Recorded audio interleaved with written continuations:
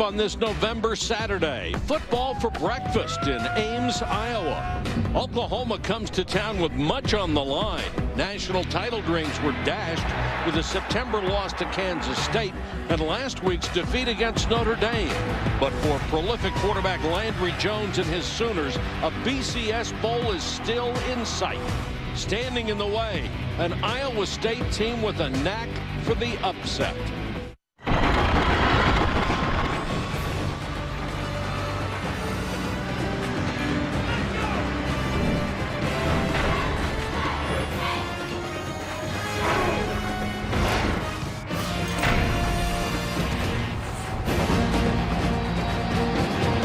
Welcome to college football, presented by Kay Jewelers. Iowa State has upset 4 top 25 teams since 2010. Today, the Cyclones look to add to that resume against number 12, Oklahoma. Good afternoon, everybody. Mike Patrick, Ed Cunningham. It's great to have you with us. Janine Edwards will join us shortly. After losses to the number 2 and the number 3 team in the country, Oklahoma's national title hopes are gone. But they still think they can get to a BCS bowl game. To do that, they have to take care of business here at Iowa State. And this is not the walkover it used to be. If you looked up trap game, if there was a definition of cliches, this would be it. Tough loss at home to a very good Notre Dame team. And they come to Iowa State to play a team that can beat them. So Bob Stoops all week took to the airwaves, and he was kind of edgy. He really defended his team, said nothing's missing, and he defended his quarterback, Landry Jones, and said those people watching who are putting him down are ignorant about football. And around the state, people were saying, well, this is part of the conversation. Jones did not play well against Kansas State.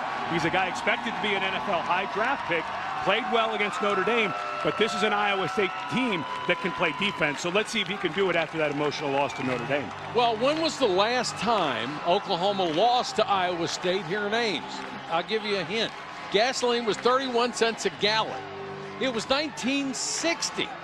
But if their quarterback plays the way he did last week, they could write a new page in their history book. And Steele Jantz last week before Baylor may have ended up the week on 3rd string because they actually opened up the quarterback competition. Jantz had been the starter earlier in the year, a guy with a lot of ability, but he will throw the ball away and make some mistakes, but he won the job, played lights out last week against Baylor. Little different test against Oklahoma's defense today, though. Janine Edwards has always worked the sidelines for us. She has more on Iowa State. Janine? Well, Mike, for the first time in school history, crowds of more than 50,000 are filling Jack Trice Stadium. In fact, it's 13 games in a row now and another record crowd here today. This season, the school sold a record 40,000 season tickets. Now, head coach Paul Rhodes is just in his 4th year. They've already gone to 2 bowl games. And within the last year, they've knocked off 3 ranked opponents. But he told us the thing he's most proud of is when fans come up to him and tell him how proud and excited they are about their program. Texas coach Mac Brown summed it up this way when the Longhorns came last season. He took a look around and he said, I don't even recognize this place. Mike, success will do that. And Janine, nobody recognizes it, and that is a good thing for the Cyclones of Iowa State. Kickoff from Ames is coming up. Can they make it 3 top 25 upsets in 2012? This presentation of college football presented by Kay Jewelers will continue after this message and a word from our ABC stations. Since the start of the 2010 season, Paul Rhodes and Iowa State have beaten 4 top 25 teams. In 2010, they knocked off Texas and Austin. 2011, 2 more. First, Texas Tech in Lubbock. Then a stunning double overtime defeat of number 2 Oklahoma State here at Jack Trice Stadium. Then this year, the Cyclones ended TCU's 12-game winning streak. Paul Rhodes doing what many thought was impossible in Ames, Iowa. Iowa State has gone to 11 bowl games ever. He has taken them 2 of the last 3 years. This will be the 13th crowd of better than 50,000. We expect no seats to be left unfilled. And with an upset win today, they become bowl eligible for the 2nd time in 3 years, which has never happened here. Iowa State will receive. Jarvis West across the 20. Iowa State coaches are asking quarterback Steele Jantz just to play within himself and trust the system. He did last week and had the game of his life. That was Baylor. Can he do it again against Oklahoma? What we'll track is how quickly the ball comes out of his hands. This is a true spread offense. Of course, Tom Herman left and went to Ohio State as the offensive coordinator last year. Courtney Messingham came in, runs the same type system where the quarterback is more of a point guard than a pocket passer, so they want the ball out of his hands quickly. That's when he plays at his best. Good news for Iowa State at the start. James White is in there, and that can be a face mask, as Jantz is taken down by the face mask by Corey Nelson, who had him dead to rights and ended up with a handful of face mask. Defense, Summers. Automatic. First down.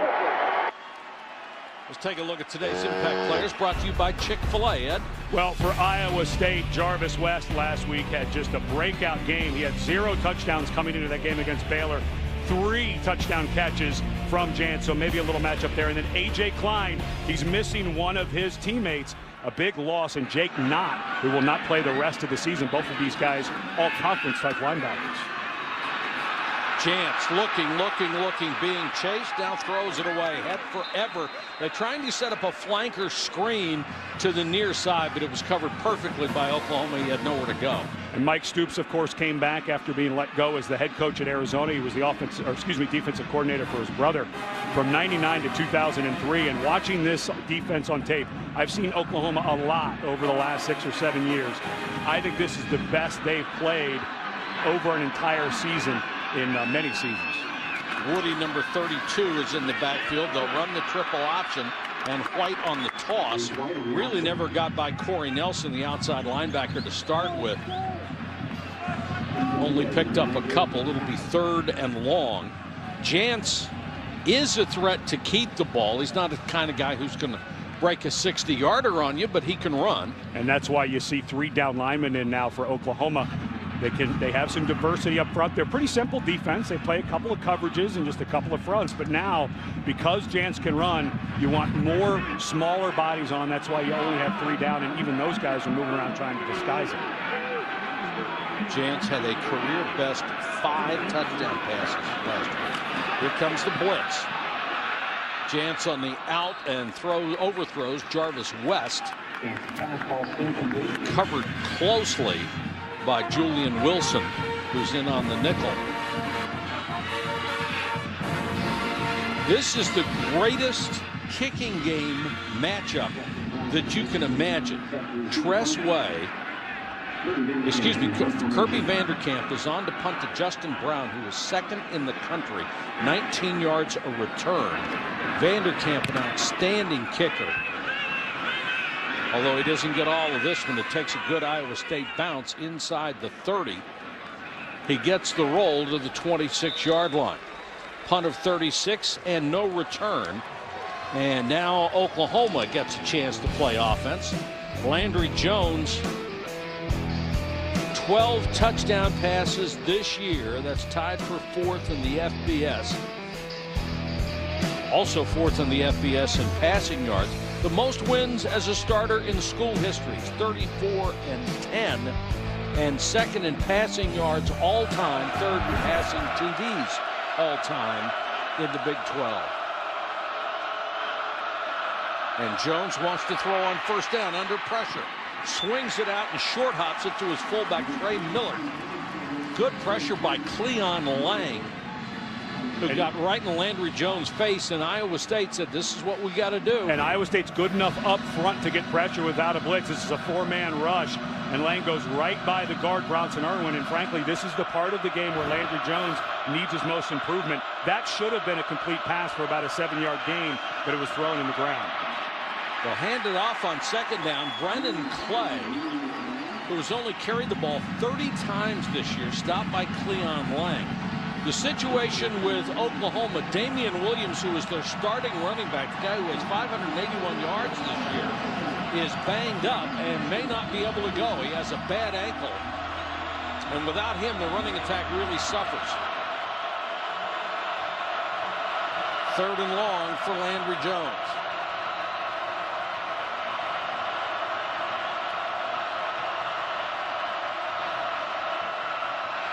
Three-man rush. Jones with plenty of time throws over the middle and completes to Justin Brown. The Penn State transfer makes the catch at the 40 on a late developing crossing route. Jeremy Reeves was there, and Oklahoma hurries to the line of scrimmage. They can run an awful lot of plays in a very short amount of time. Jones throws again. This one complete to Sterling Shepard. And it's go, go, go. And that's when they get going on this, they like to go fast. That throw right there by Landry Jones was gorgeous. So now I think they're trying to get him in a rhythm, get out of his head a little bit. Here comes the blitz. They don't get there, and the pass incomplete. There's a flag down in the secondary. The one thing Landry Jones has not reacted very well to this year is pressure. And that time he got a little bit of pressure and threw a bad pass. Well, and we saw on the very first play there was Lang got pressure, and he had Millard. Jones had Millard open in the safety valve, and he just hurried the throw, and it was inaccurate. That's been something that Jones really needs to work on. And motion offense, number 18. Offside defense. Take a look at today's impact players, brought to you by Chick-fil-A. Now we have offsetting penalties, having some trouble with the ref's mic there. But for Oklahoma, Gabe Eichert's done a very nice job moving over to center. He was slated to start as guard in the year, but he struggled against Notre Dame, snapped one by the quarterback when he didn't call for it, rolled another one back, so he's got to get better. And Javon Harris, 4 interceptions, 1 return for a touchdown. This is, I think, the best secondary in the conference, maybe in the country. Brennan Clay dragged down by Cleon Lang, who has already made his presence felt in this ball game. And what a loss for not having Damian Williams. Williams, a junior college transfer who had a 95-yard touchdown run against Texas. Just when you watch him on film, he's an elite guy. Not that they don't have a lot of depth here at running back at Oklahoma, but Williams seemed to start to kind of separate himself from the rest of the guys. Jones on the quick out, this time to Kenny Stills, who slips a tackle and has a first down to the Iowa State 24-yard line. Jansen Watson, the corner, got a piece of him but couldn't hold on. And this is a guy in Stills who had been playing inside in a slot receiver. Remember all of the problems at wide receiver for Oklahoma, off the field problems. They had transfers that weren't eligible. He's a guy now that's more comfortable playing that outside position than he was playing the inside receiver position earlier in the year. So spotted at the 29. Right back to work in the passing game. That's another transfer. One of the guys you talked about, Jalen Saunders, who tied a school record with 15 catches last week against Notre Dame. Saunders was one of the elite receivers on the West Coast when he played at Fresno State. He's only played 3 full games for this team, as he was declared eligible late by the NCAA because he didn't want to sit out a year and filed an appeal with them. So he's made an impact in just those 3 games. And he was a guy at Fresno State that he had a health issue with the San Joaquin Valley Air. So when he transferred, they looked into the rule, and there was a rule in the NCAA handbook that if you had a health issue, and so the NCAA forced the issue. They looked deeply into the medical part of that claim, and Saunders, it took a while to get him eligible, but he is the biggest reason that they've been able to move Stills to the outside, because Saunders really good in the tighter space of that slot position. So that Oklahoma air is better for you, I guess. There is, I live in California. There are people who suffer going to San Joaquin Valley of some respiratory issues. So, legitimate deal.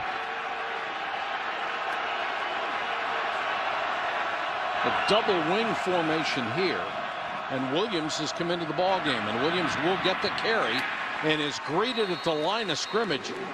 He's had his legs taken out from under him by Jeremiah George. George trying to fill the gap left by the departed Jake Knott, who's one of the great players in the history of this university, an all-conference linebacker who is out. So Klein moves to his spot, and Jeremiah George takes over in the middle. And now with Jansen Watson out at corner, who's one of their best cover corners, do not be surprised. It looks like you have a one-on-one coverage to either side on Jones. Don't be surprised if you see something thrown to the end zone here. They'll whistle this one dead, and one of the officials goes down. Oklahoma, first charge of the half. Full. First time I ever saw an official fall down on a timeout call. Jake Nutt, we'll hear from him later on. He's mic'd up for us today from Iowa State.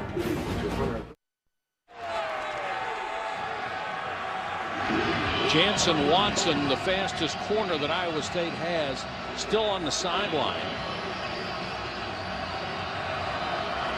As Oklahoma has reached the Iowa State 13-yard line.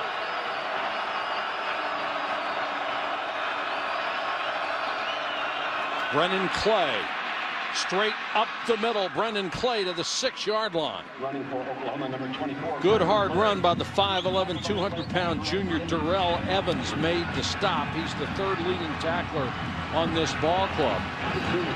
And now you've got 3rd and short. This is an offensive line play. I think you want to try to run this. This is a good interior defensive line for Iowa State, but I think this is a place where you maybe keep it between the tackles, do something straight ahead. I think you want the first down here, not necessarily a throw. This is the Belldozer formation. Blake Bell, an enormous quarterback, and he wants to take it off the right side. Bell balls out. They're going to say it's down. And that looked like a good call. Blake Bell is 6'6", 254. And of course, he fumbled a snap on the 1-yard line against Kansas State. And here, he's got to cut this up a little faster. Boy, that was a little closer than it looked. I do think that Bell's knee was down. I'm not sure. No, he was down. Well, I tell you, I think they should review this. I think that was close enough. I think that was close enough. And if I were Iowa State, I would think about a timeout and a coach's challenge here.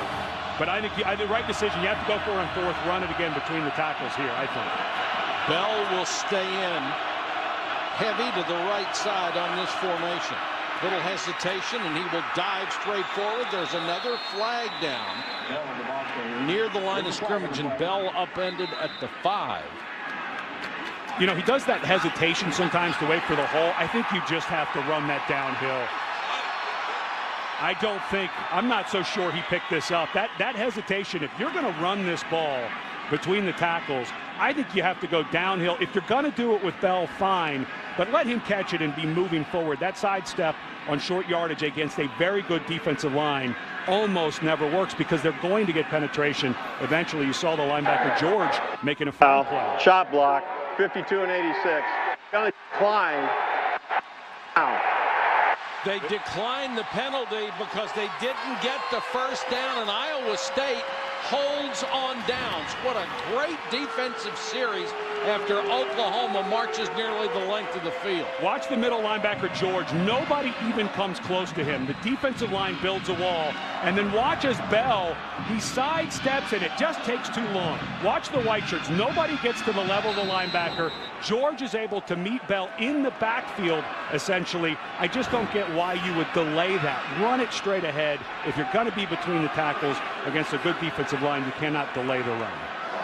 But Iowa State defense has done a very good job this year, not giving up a lot of points, and that's the bottom line. Chantrell Johnson trying to get outside, but the speed of Tony Jefferson, number 1, the safety, too much. He's the leading tackler on this ball club. He was the nickel last year. They shuffled a lot of guys in the secondary, and it seems to have made all of them more productive. Jefferson, a guy who's more suited to that free-ranging position. Nickelback, you're in there in the mix, covering that slot. You have to tangle with pulling line. In this one, he can roam around. And Mike Stoops said, I'm even surprised how good he is. I didn't think he'd be this good. Blitz coming. Steele Jantz throws. Hits Josh Lenz right in the hands. And he dropped it. And Lenz is a guy who's missed a couple of ball games, did not play last week against Baylor, so timing may be an issue for Lenz. And remember, Steele Jantz had been benched for 3 weeks, so this is a guy coming off of injury who is their best receiver. He's their fastest, has the best body control, so that's a big deal if they don't have their timing down. He had 3 touchdown catches against TCU. He's a quality guy. Just short-armed that one a little bit. Jantz rolling in the end zone and saw double coverage and threw it away. There is another marker down.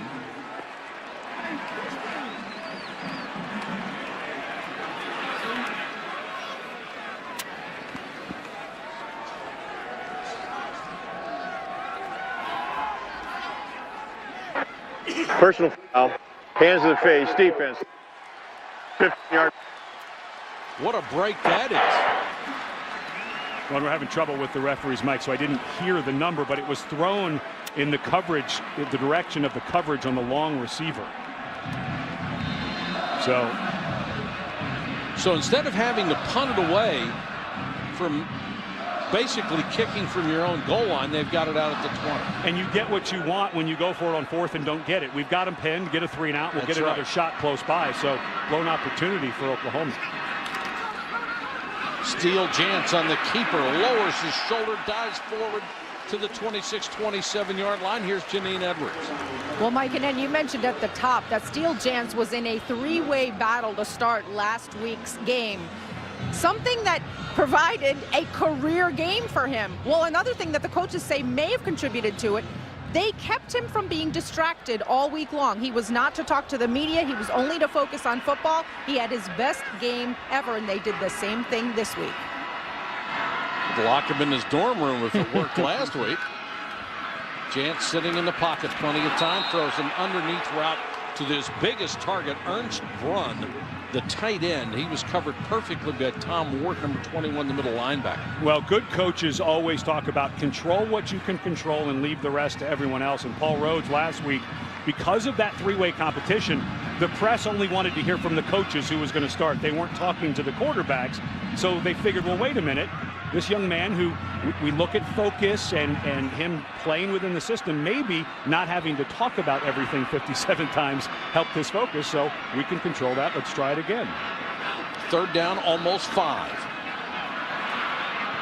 Jantz floats it near sideline, had a man incomplete. There was some contact. Crowd wanted a flag, and they get it. Chris Young interfered with by Aaron Colvin.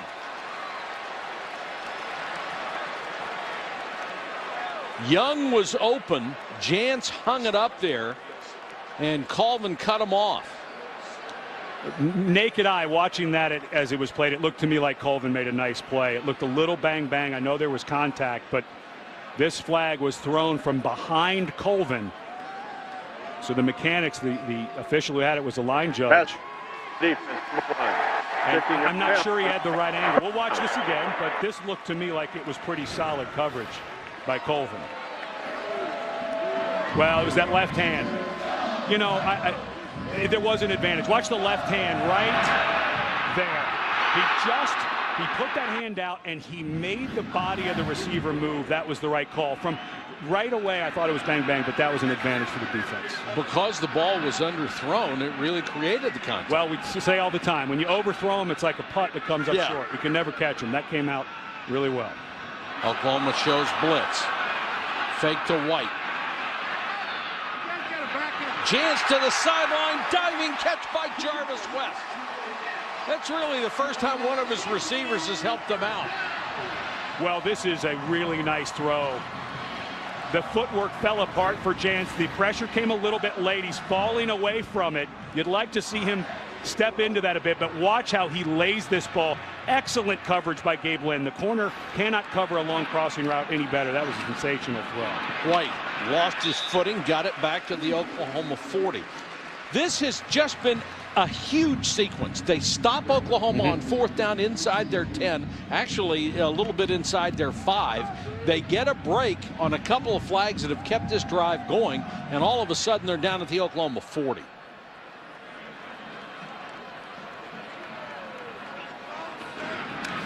White again. About a yard and a half. No, make it 3 short of a first down. R.J. Washington made the tackle. How huge would it be if they get any points out of this drive? Well, I think you're in that 4-down range now because you're right on the edge of field goal, comfortable field goal range. So on a 3rd and short-ish here, if I'm Courtney Messingham, the offensive coordinator, maybe this is the time you try something. Make sure you have some stuff behind the sticks with your routes, but maybe a post, try to get something over the top and see if you can hit it.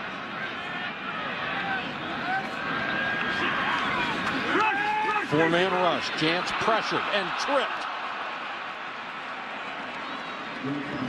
Just tripped by Stacy McGee. Last week was his first game back from a university-imposed suspension, and he was just able to trip up the quarterback. And just does a masterful job working on the left guard, Ethan Tufte. He slapped his hands.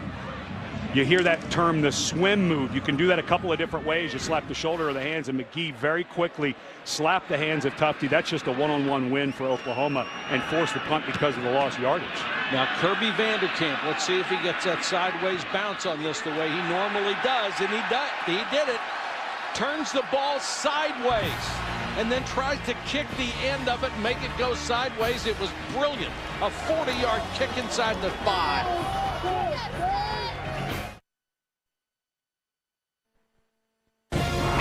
ESPN's College Football on ABC.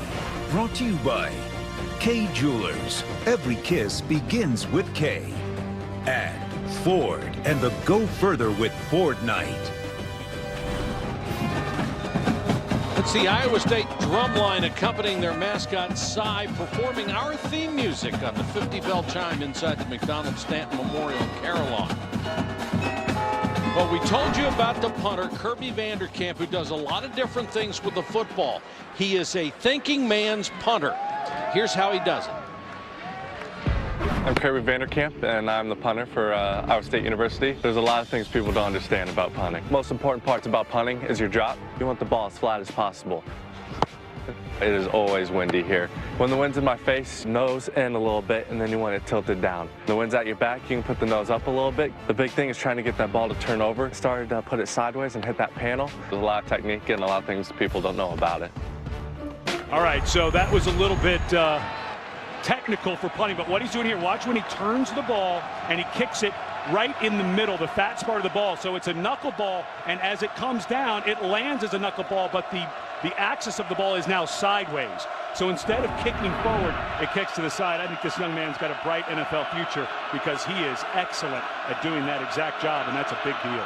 He has had one touchback all year long.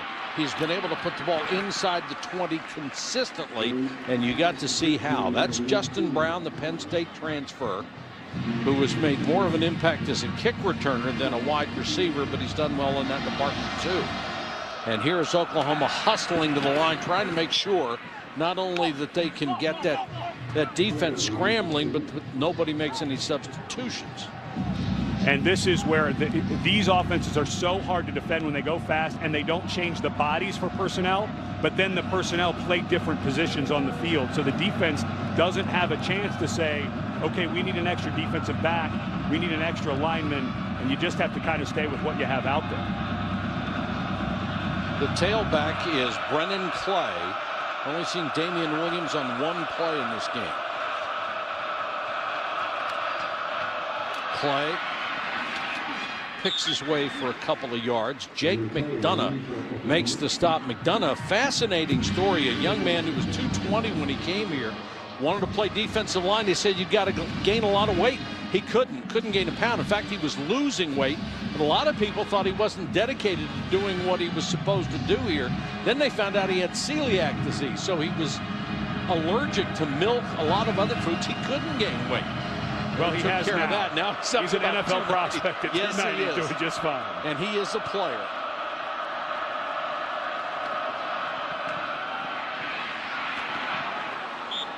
Williams comes into the ball game. That's the junior college transfer from Arizona Western, who led all junior colleges in the country last year in scoring and rushing. And we have an Oklahoma player down.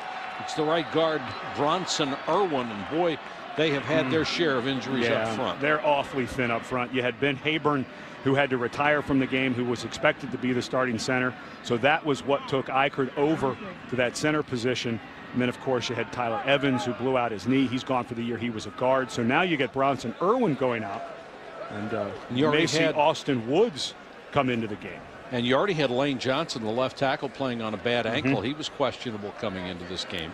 Yeah, if Woods comes in, here's a guy who just found out his cancer is in remission. He's been going through chemotherapy. So they're about as thin as they can get. We will check on the injury situation when we come back to Ames, Iowa.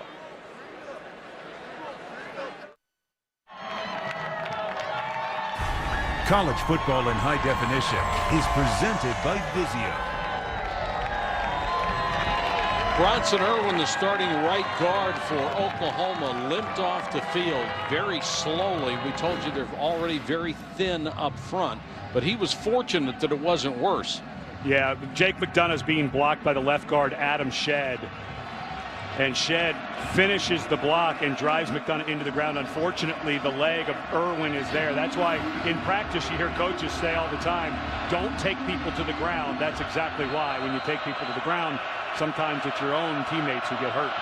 3rd and short, Blake Bell comes in, high snap. Got it back and powers forward for enough for a first down.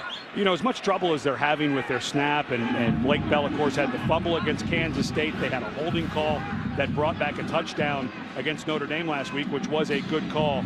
I'm not so sure this package needs to live much longer. And plus, you're starting to get to a place where all you do is run it with Blake Bell. If you're not going to let the guy throw it occasionally, when you play good defenses like Iowa State, I know that's a first down, but these are just risky plays, it seems like, for this offense. Landry Jones back in. Here's the little touch pass, jet sweep to Finch. Defended pretty well by Iowa State. Darrell Givens was in on the stop. And that's one of the things that Finch gives you, who has great speed, good vision. He's a running back now, starting to play a little bit more receiver kind of slot with the emergence of Damian Williams. With that jet sweep as a defense, even though that only picks up a yard, it tests your edge, so you can maybe open up the inside run game a bit more. Play the running back. Little touch pass has several advantages, and that came out of the evolution of the spread offense. Bell this time gets to the 31-yard line, and here's Janine. Well, Mike, just a quick update on Oklahoma's 68, Bronson Irwin. He had injured that ankle in the Texas game. He has re-injured it. He is trying to walk it off. They have not untaped the ankle. They just gave him a couple of aspirin to take. They're going to give him a few minutes to walk it off some more, and hopefully he'll be going back in. All right, thanks, Janine. It's 3rd and 6 here in a scoreless first quarter from Oklahoma's 31-yard line. They moved the ball well the first time they had it till they reached the Iowa State 5-yard line.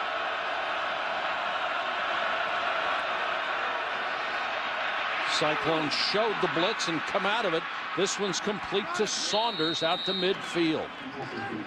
Tackle finally made by Darrell Givens, but Saunders picks up 20. When he was at Fresno State, he was number 2 in the country in reception average, 21.4 yards a catch. And Landry Jones took a big hit as Saunders started to become a target, but he took a big hit and kind of came away a little funny after that. I think he's fine, but he really took a face full of Jeremiah George. Looked like a legal hit to me, but still a good hard hit. Short set here and through the hands of Saunders that time. And one of the things you see quarterbacks and guys wearing that chin strap that has the padding, that's the reason. Completely clean hit by George, face up in the chest, but the helmet sometimes can go up and hit you in the chin when you hit someone in the chest like that. George, a guy filling in, of course, with Jake not out, a good clean hit, but when Jones came away, I thought maybe he took a bigger hit on that chin. 2nd and 10 after the drop. Play the running back to the left is Trey Millard, the fullback. And Millard will get a chance. Lowers his shoulder, gets to the 47-yard line, and A.J. Klein, who was filling in for the injured Jake Knott at that weak side linebacker spot, made the tackle. That's the playmaker spot. And Oklahoma talked about wanting a little more balance running the ball, but right now they're running into the wall that they ran into against Notre Dame. And so this becomes Landry Jones time. If they can't get that running game going, they're going to be in 3rd and long a lot this afternoon. They're dead last in the Big 12 in rushing, only 50th in the country. That's very unlike Oklahoma football. Jones under some pressure and throws it away. So Iowa State has held again. So the change that they made on the offensive line when Irwin out was they brought the freshman Derek Farniok in at right tackle, and this is only rush 3. That's all they're bringing, and that's number 50, Will Will Scott coming off the edge, and because of the injury to Irwin, they take Darrell Williams, the right tackle, move him down. A freshman comes in, can't quite handle the one-on-one pressure. So next time, if you're Oklahoma, maybe put a back on that side and help out the young man. Tressway will kick to Aaron Horn, who's an extremely dangerous kick returner. That ball batted back. Let's see. Did it go into the end zone? It did.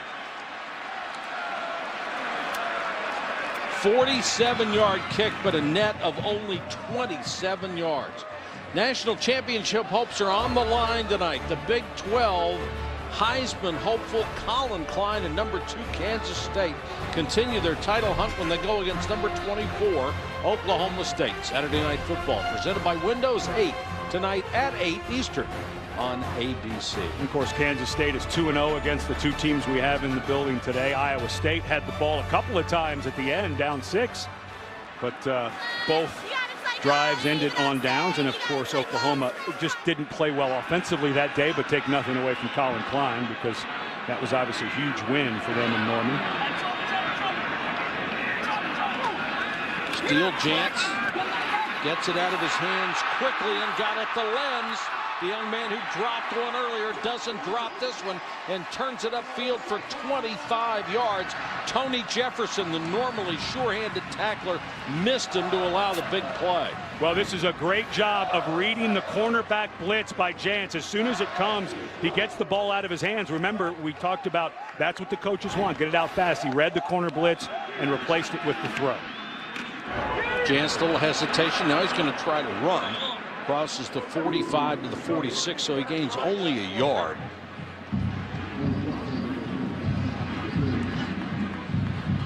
You talked about close Oklahoma losses. How about Iowa State? They lost to Texas Tech 24-13. They lost to Kansas State 27-21. They had a shot to beat them, and they lost to Oklahoma State 31-10. They've got a tough schedule. They've acquitted themselves very well. This presentation of college football presented by K Jewelers will continue after this message and a word from our ABC stations. Up over here for me. So if you got to yell at the linebackers, let me know. And move around. It's cold out. You don't know when that play's going to happen, right? No, when that game-changing play's going to happen. All right, big day for you boys. Big day for you boys. Big day.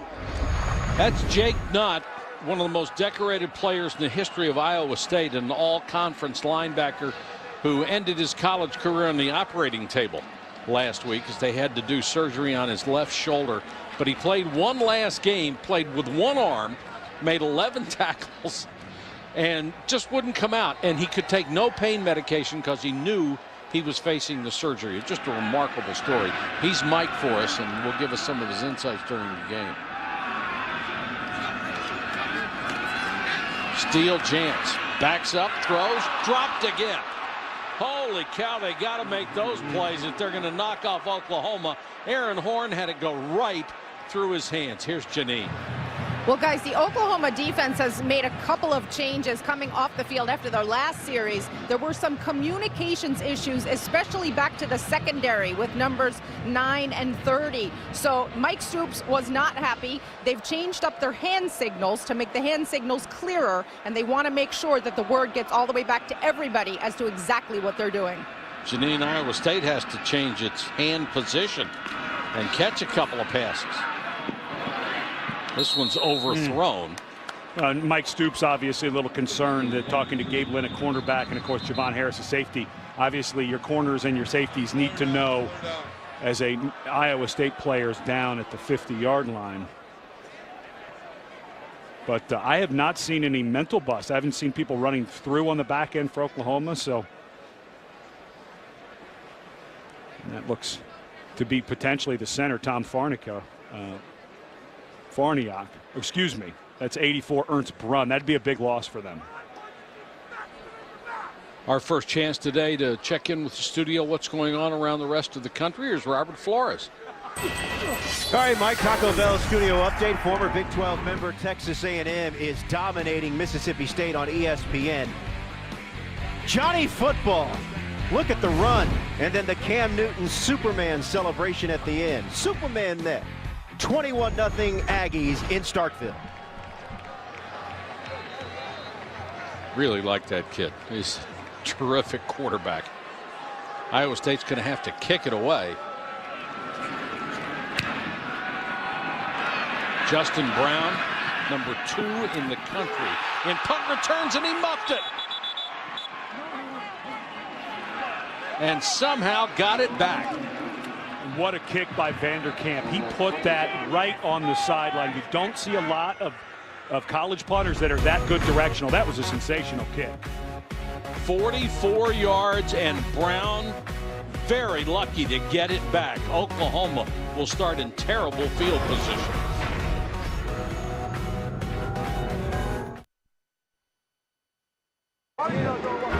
Hey, Jeremiah.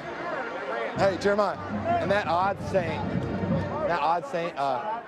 it's you two that have the back? Yeah, me and Jevin. Okay. Jevin had the back. So if that back comes to you and like... I took him. I know. Yeah. I know. You're going to take him no matter what after that, right? Yeah. Okay, because I'm telling him he needs to start getting under those curls and stuff so you help out on that once you have the back. You know what I mean? Yeah.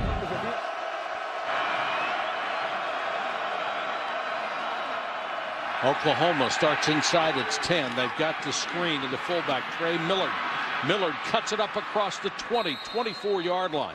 And what you heard when we were coming out of commercial was Jake Knott turned coach, trying to coach up the linebackers that are in there in his place. Well, Jeremiah George is playing that middle linebacker spot, and so what Knott wanted to make sure was that George knows as Oklahoma goes fast. That's Dominique Whaley getting a chance to play tailback.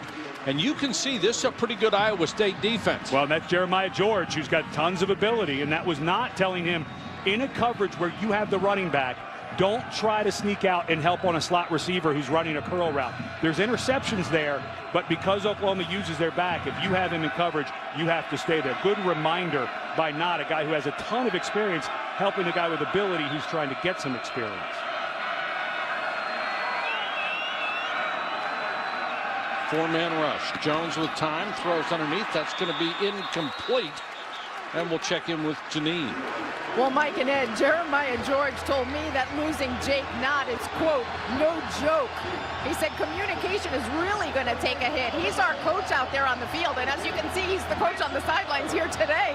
But he said A.J. Klein's going to take over his role, but George told me that he has spent an extra 5 hours watching film this week, just trying to compensate for not being on the field. Janine, this crowd that we expect to be a record attendance today, going out of its mind right now on 3rd and long. Jones with all day to throw and guns it for a first down to the 43-yard line. Deron Neal makes the catch. You remember, Ed, when Wally Burnham, the defensive coordinator, was saying, we're going to make these guys get one play after another. We're not going to give them the big one. Somewhere along the way, maybe they make a mistake. And that's exactly what Notre Dame did. Notre Dame rushed 3, dropped 8. That's exactly what Iowa State did. Because of the turnover at receiver, because of the problems on the offensive line, because Landry Jones can look uncomfortable a little bit if you get some pressure, you want to make them earn it. No 3-play touchdown drives if you can help it. Then every once in a while, they do bring the pressure. Jones throws the quick out. That one's complete to Trey McGuire. Only his 14th catch of the year. And for Jake Knott, this has to be so painful. A guy who worked so hard for his senior year at Iowa State, has had a wonderful career and will have another career at the next level, I believe. But awfully difficult when you've worked that hard.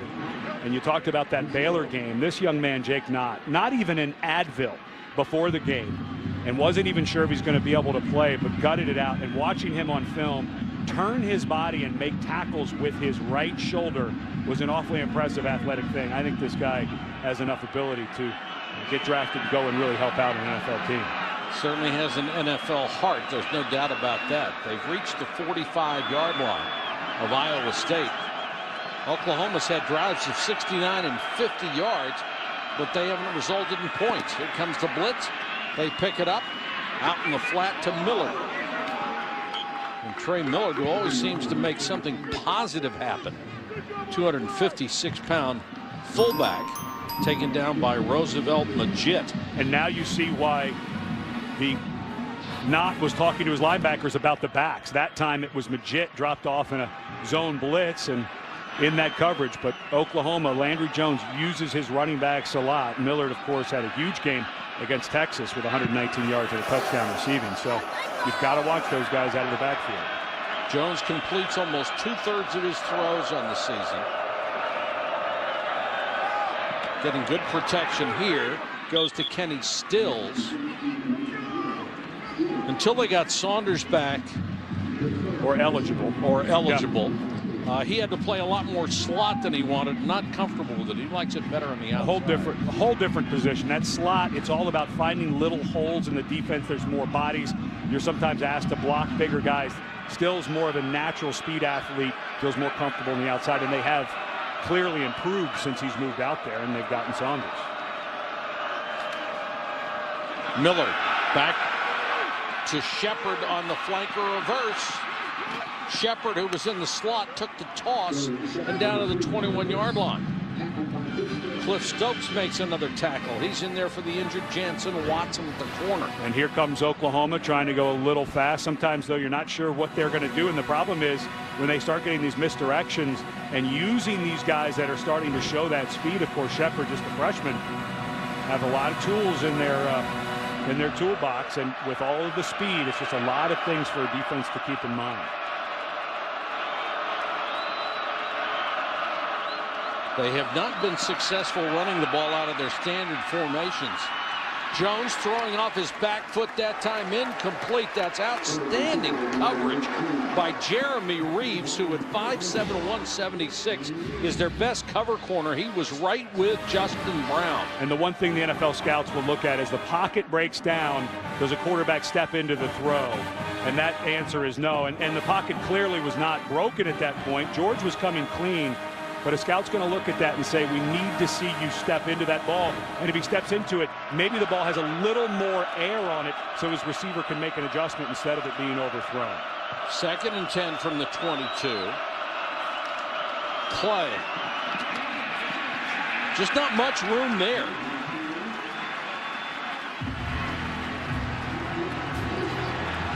I mean, Iowa State has done a sensational job stiffening on defense when they have to. Ben Durbin was in on that stop.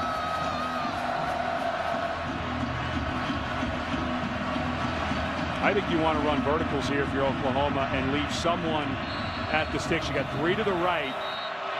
And Iowa State going to get a timeout. I don't think Iowa State liked the coverage they had against that receiver set. 3 on one side, 1 on the other. They get a timeout. Scoreless first half. 10:06 to go. Second quarter from Ames, Iowa.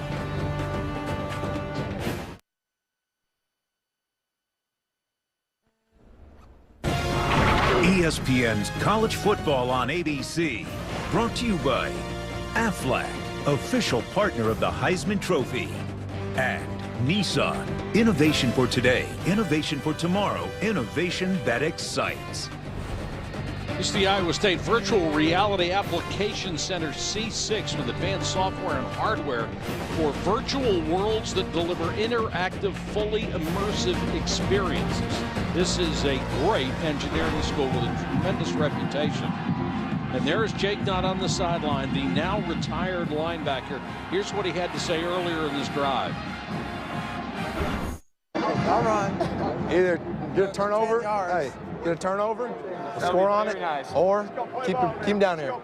That's what we got to do. I'll take it from the 10. I'll take it. Get yourself a sack. Don't come back without a sack, please. Or a TFL. He's talking to Jake McDonough and Roosevelt Majid saying, you know what, don't even come back to the sidelines unless you get a negative yardage play here.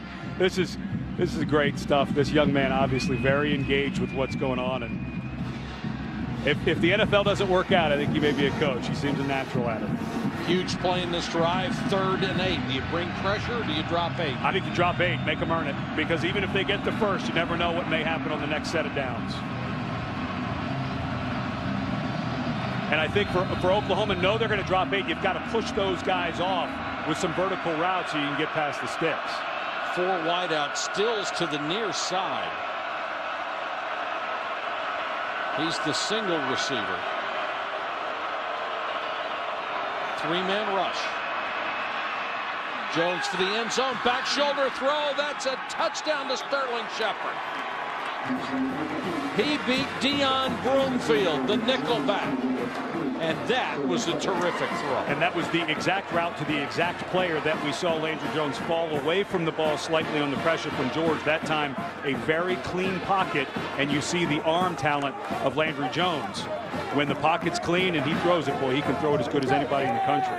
His 13th touchdown pass this year, and that caps a 90-yard drive. That time they were able to finish it off. And I think if you're Iowa State, you take that all day long. You made them earn every yard of it. Michael Honeycutt for the point after. Well, you're starting to get a sense that Oklahoma's offensive coaches like number 3 Sterling Shepard. This ball, even though not a tight spiral, sometimes that's easier to catch. But when you throw the back shoulder, throw it on time and hard. That's exactly what Landry Jones did that time.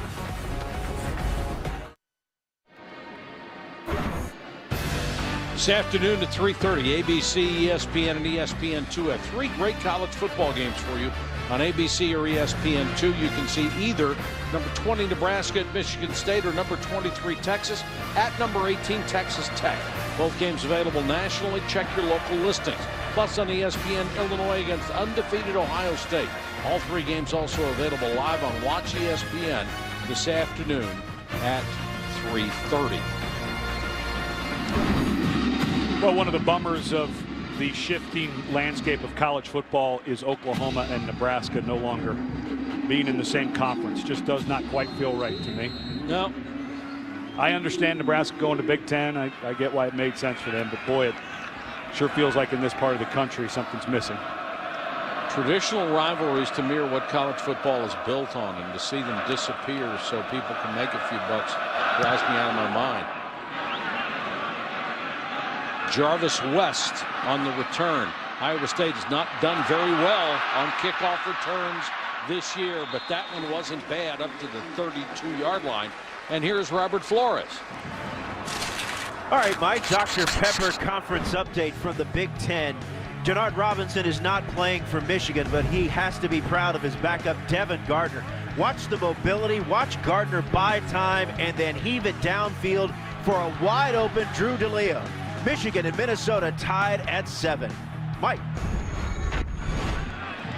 Robert, thanks so much. From the 31, Iowa State will start with quarterback Steele Jantz in an empty backfield.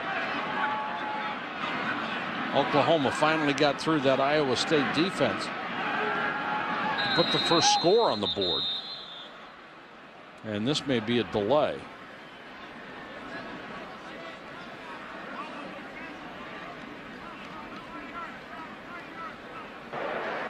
Substitution for down. Bob Stoops doesn't like the call. Cost him 5 yards in a substitution infraction. Let's go to Janine. Well, Mike, following the formula that we talked about earlier with Iowa State quarterback Steele Jantz and limiting distractions, no media for the last 2 weeks, just keeping him completely honed in on football. When he comes off the bench to the bench on the sideline, he doesn't speak to anybody. He puts the headset on. He doesn't talk to anybody on the offense. It seems that they want to just keep one voice in his head and just keep him very, very focused. And I've played with guys who, I believe that penalty was waived off. Correct? It was. Correct, yeah. So, but I played with guys like that, you know, they get to thinking too much, so they're just trying to keep the chatter down from. I think it's smart. Coaches will say, we don't want you thinking, we want you playing. That's Chantrell Johnson, who gets a little swing pass. Javon Harris makes the stop. And it's different for every guy. I played for Don James, one of the best head coaches in the history of the game, and his pregame rule was, whatever you want to do, make it private for yourself. If you're going to listen to music, put on headsets, because you don't know how everyone wants to prepare. That's but great. If you have a quarterback that needs it to be a little quiet, you can make that for him. That's a good thing to control if you can. Johnson trying to use that speed to get to the outside, and he does. Midfield and more, picking him up and laying him down. Chantrell Johnson, who has started 4 games this year, picks up 19. He's in there in relief of James White. And this is, you hear coaches talk about missed tackles. This is a missed tackle by Javon Harris. Nice move by Chantrell Johnson and a wonderful stiff arm, but that should have been maybe a loss of a yard instead of a big game in the spread offense. There's nobody there to clean up a missed tackle. Johnson again will pick up a couple. 5'9", 190 pounds out of DeLand, Florida. Iowa State has always had some success in Florida. With the Davis brothers who played here, both ran for over 2,000 yards in their career. And they've got a few kids out of California as well. Well, the brand, people are starting to recognize Iowa State as a brand that wins important games. This will be for about 5 more yards as Jeff Woody gets a chance to carry the ball. I'll tell you a guy that I really liked watching on film was middle linebacker Tom Wart against Notre Dame. He was super dialed in. His eyes were perfect. A lot of misdirection in these new offenses. You could see, we heard earlier not talking about reading the running back. Right. This guy, when he was reading the running back, he was there in the hole. He played really well against Notre Dame. Big third down here, 3rd and 5.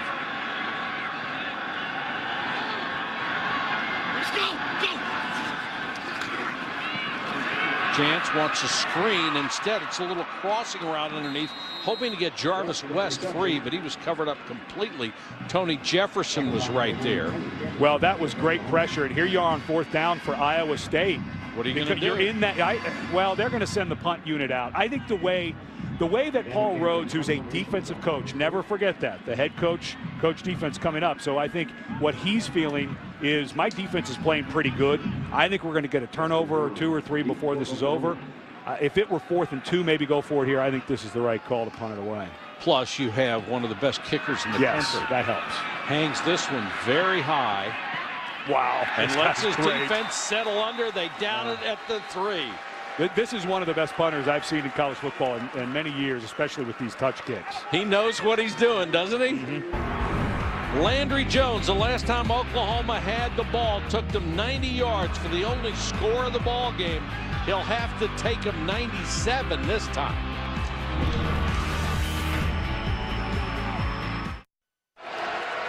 Welcome back to college football, presented by Kay Jewelers. Iowa State has done its job defensively. They've held Oklahoma to 53 yards rushing, but Landry Jones passed their way to a touchdown on the last possession. Jones throwing out of his own end zone. He's going to have enough for a 1st down out to about the 17-yard line.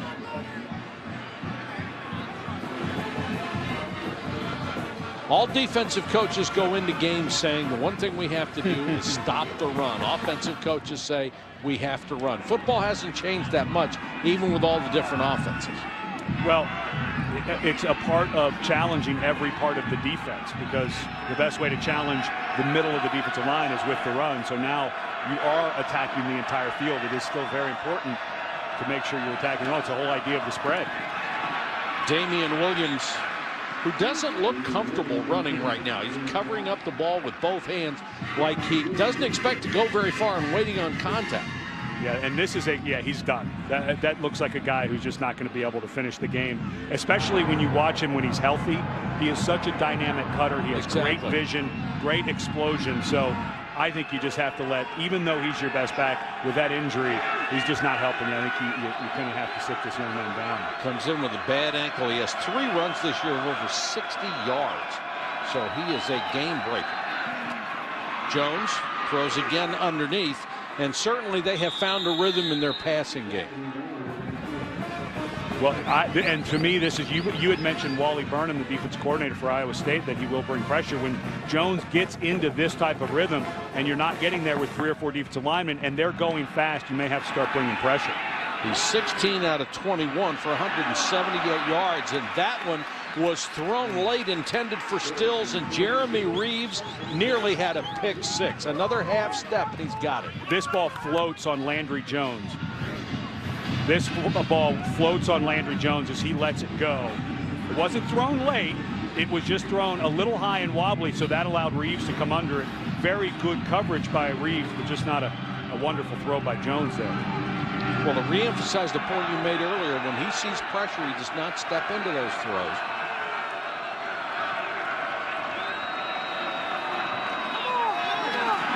Clay And Brennan Clay will have about 12 yards. That'll be a first down out at the 38-yard line. Darrell Williams, the right tackle out in front, threw a good block. Nice to have Williams, 79, back at tackle. Remember, they had to move him down inside with Bronson Irwin out, so now you get Williams back at that tackle, gets the hook block. One guy we have not seen is Dominic Whaley. Remember, had that fine year last year, was injured. Apparently 100% healthy now after coming back from the ankle surgery on his left leg. He had the one carry, and that's been it. Jones, and that one is picked. Intercepted by Darrell Givens. He stepped out of bounds, I believe, but Givens still on his feet. No signal from an official. And he's back to the 15-yard line. That ball hung up. A 47-yard return as Givens gets his second pick of the year. Landry Jones stays on this route forever, and the safety could not have played it better. Jones' eyes were there the whole time. You can see the safety had already started to make the break on the ball. And how close is this? I don't think he stepped out. I think they should review it, but I think the officials are right. All of the Oklahoma coaches, watch the step right. That one, tough to tell if he's out, but that one there, whew, he may have touched White. They need to review this. Yeah, they're shutting it down. This is the step right The previous play is under further. And then the next step after this, watch his left heel to see if it goes down. Here's the ruling. The ruling on the field, and this is the same thing with Manti Te'o's interception last week for Notre Dame. The ruling on the field was that he made the catch. And even though the replay, maybe it touched the grass, you can't overturn it if you think maybe that 24's foot is out of bounds. If you can't clearly say that heel was in the white, it's got to stand, and I don't think you can clearly say it. At first blush, I thought he was out of bounds, but then the Oklahoma coaches and players didn't go absolutely crazy. I saw one coach come up and he was yelling at the back judge. I don't think he overturned this. This is not, to me, indisputable video evidence that Givens went out of bounds. And remember, the call was not that he did go out of bounds, which they would have then blown it dead, so everyone would have stopped. But that step is in. It's the next step with the left foot. Watch that heel. And, of course, there's a body in the way. So from the angle we can see, which is a great angle, this one right here. But you go back to Landry Jones, and he just stayed on that ball for a while. But that, it sure was. Down. And reading lips, the referee said that the ruling on the field stands, which means they couldn't confirm it or overturn it, so it goes as called on the field. And I think that's the right decision. That's why what they call initially is so important. Because so many replays you can't tell. And I'm not sure they didn't get it right in real time, too. Sure. It was awfully close. But this is an enormous break for Iowa State. They have the ball at the 15. And the flip side is, if you're the official and you blow it dead and he stayed in, you've heard a big play for a team. Let that play go. They're taught that as well.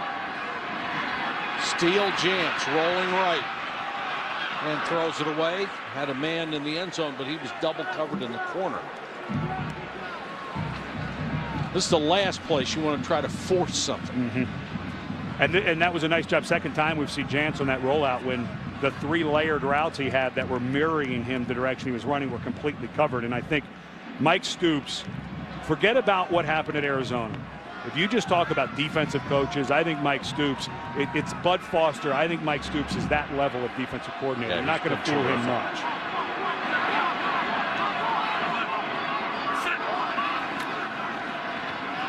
Jantz. Another drop. Holy cow, that's 3. Jarvis West. That ball just hit him right on top of the 1. Well, and we've already talked a bit about Steele Jantz and how the coaches have tried to kind of put him in a cocoon because he can go up and down with his emotions. Well, if people keep dropping passes, a young man who has been putting the ball on the money and made some nice throws, maybe he's going to start having some trouble with his teammates. Well, he's going to come out of the cocoon screaming. Yes, he is. 3 big drops, and he's put the ball on the money on those.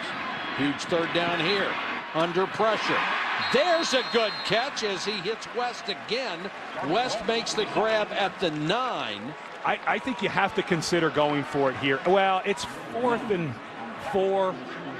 I like the field goal. Yeah, you get the sense that Oklahoma may end up with some big plays in the second half offensively. I'm just not sure that 3 here is going to be enough for Iowa State, but their defense has played well, so I get the call. Arceo has hit 5 out of 8 this year. This is from 27. Only one of his misses under 49.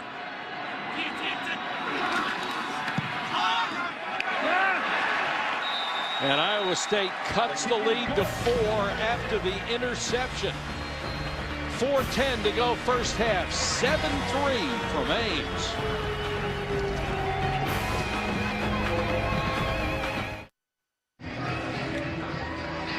Now let's take a look at our Pacific Life game summary. We got a good one here in Ames, Iowa. Oklahoma on top 7-3. Landry Jones has had a good passing first half, except for that pick that set up the only score for Iowa State. Jantz 5 out of 15, but let's be serious, it should be 8 or 9 out of 15. And the red zone defense for Iowa State has been really good.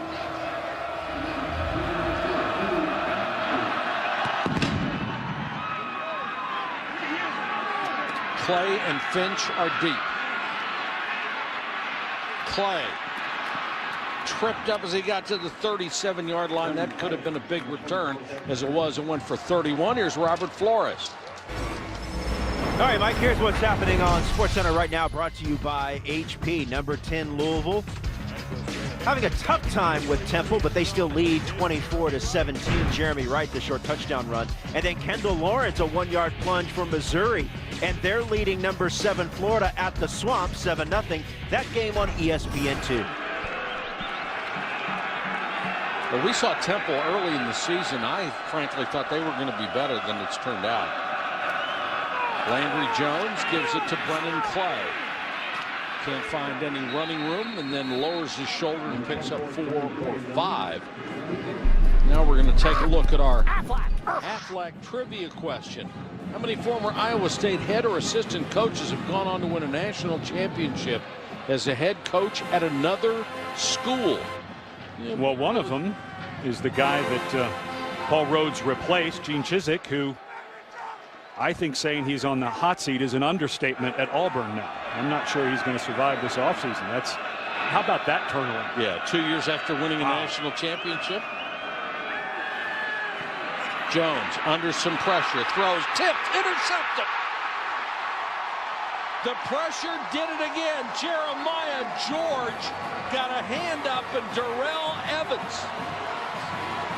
Darrell Gibbons, excuse me. Gibbons came in, made the pick on the tip drill, and Jeremiah George is the new middle linebacker as A.J. Klein moves to the weak side.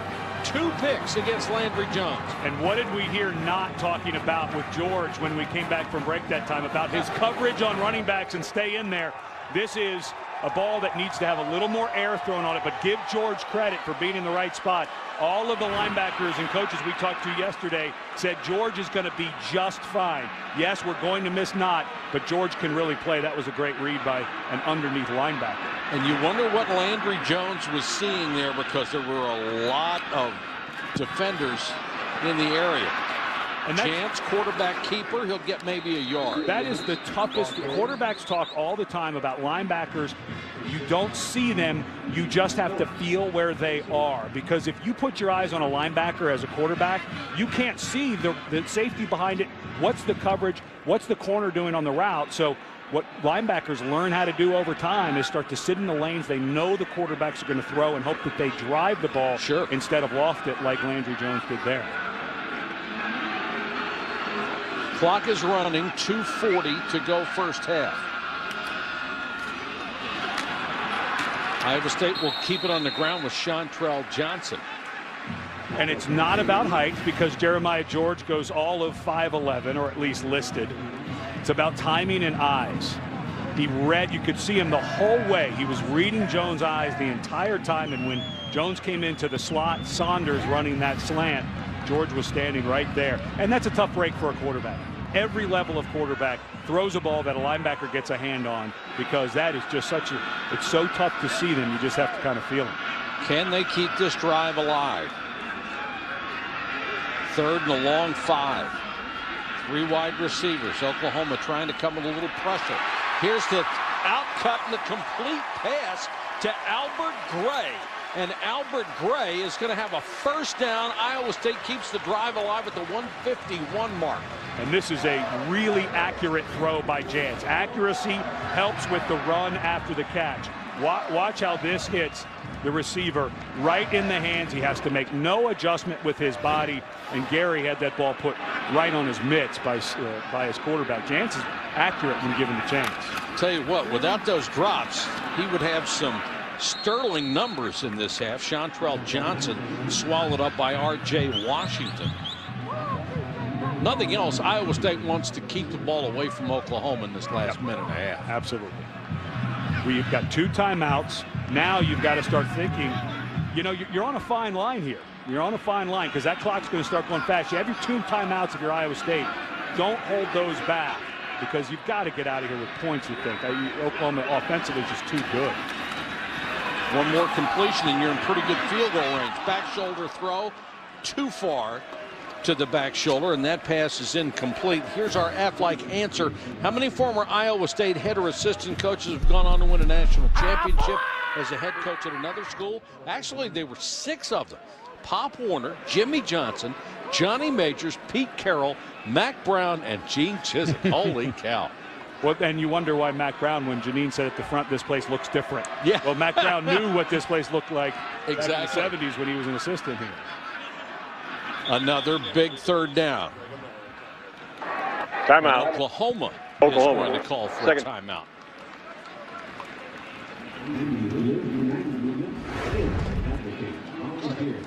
Pop Warner, Jimmy Johnson, who was here 68 and 69. Johnny Majors was the head coach at Iowa State. Of course, he had most of his success at Tennessee and Pittsburgh.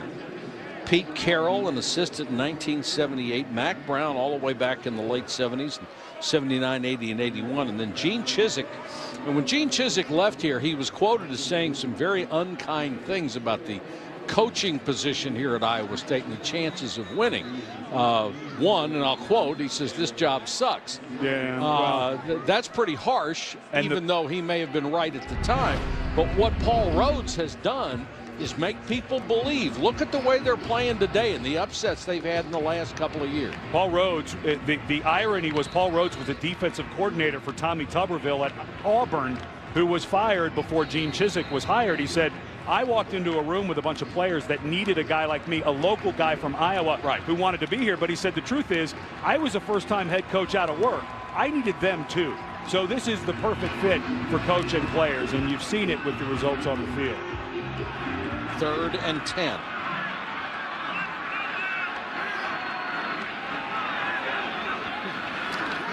Four-man rush. Jantz hangs in the pocket, throws excellent coverage, incomplete.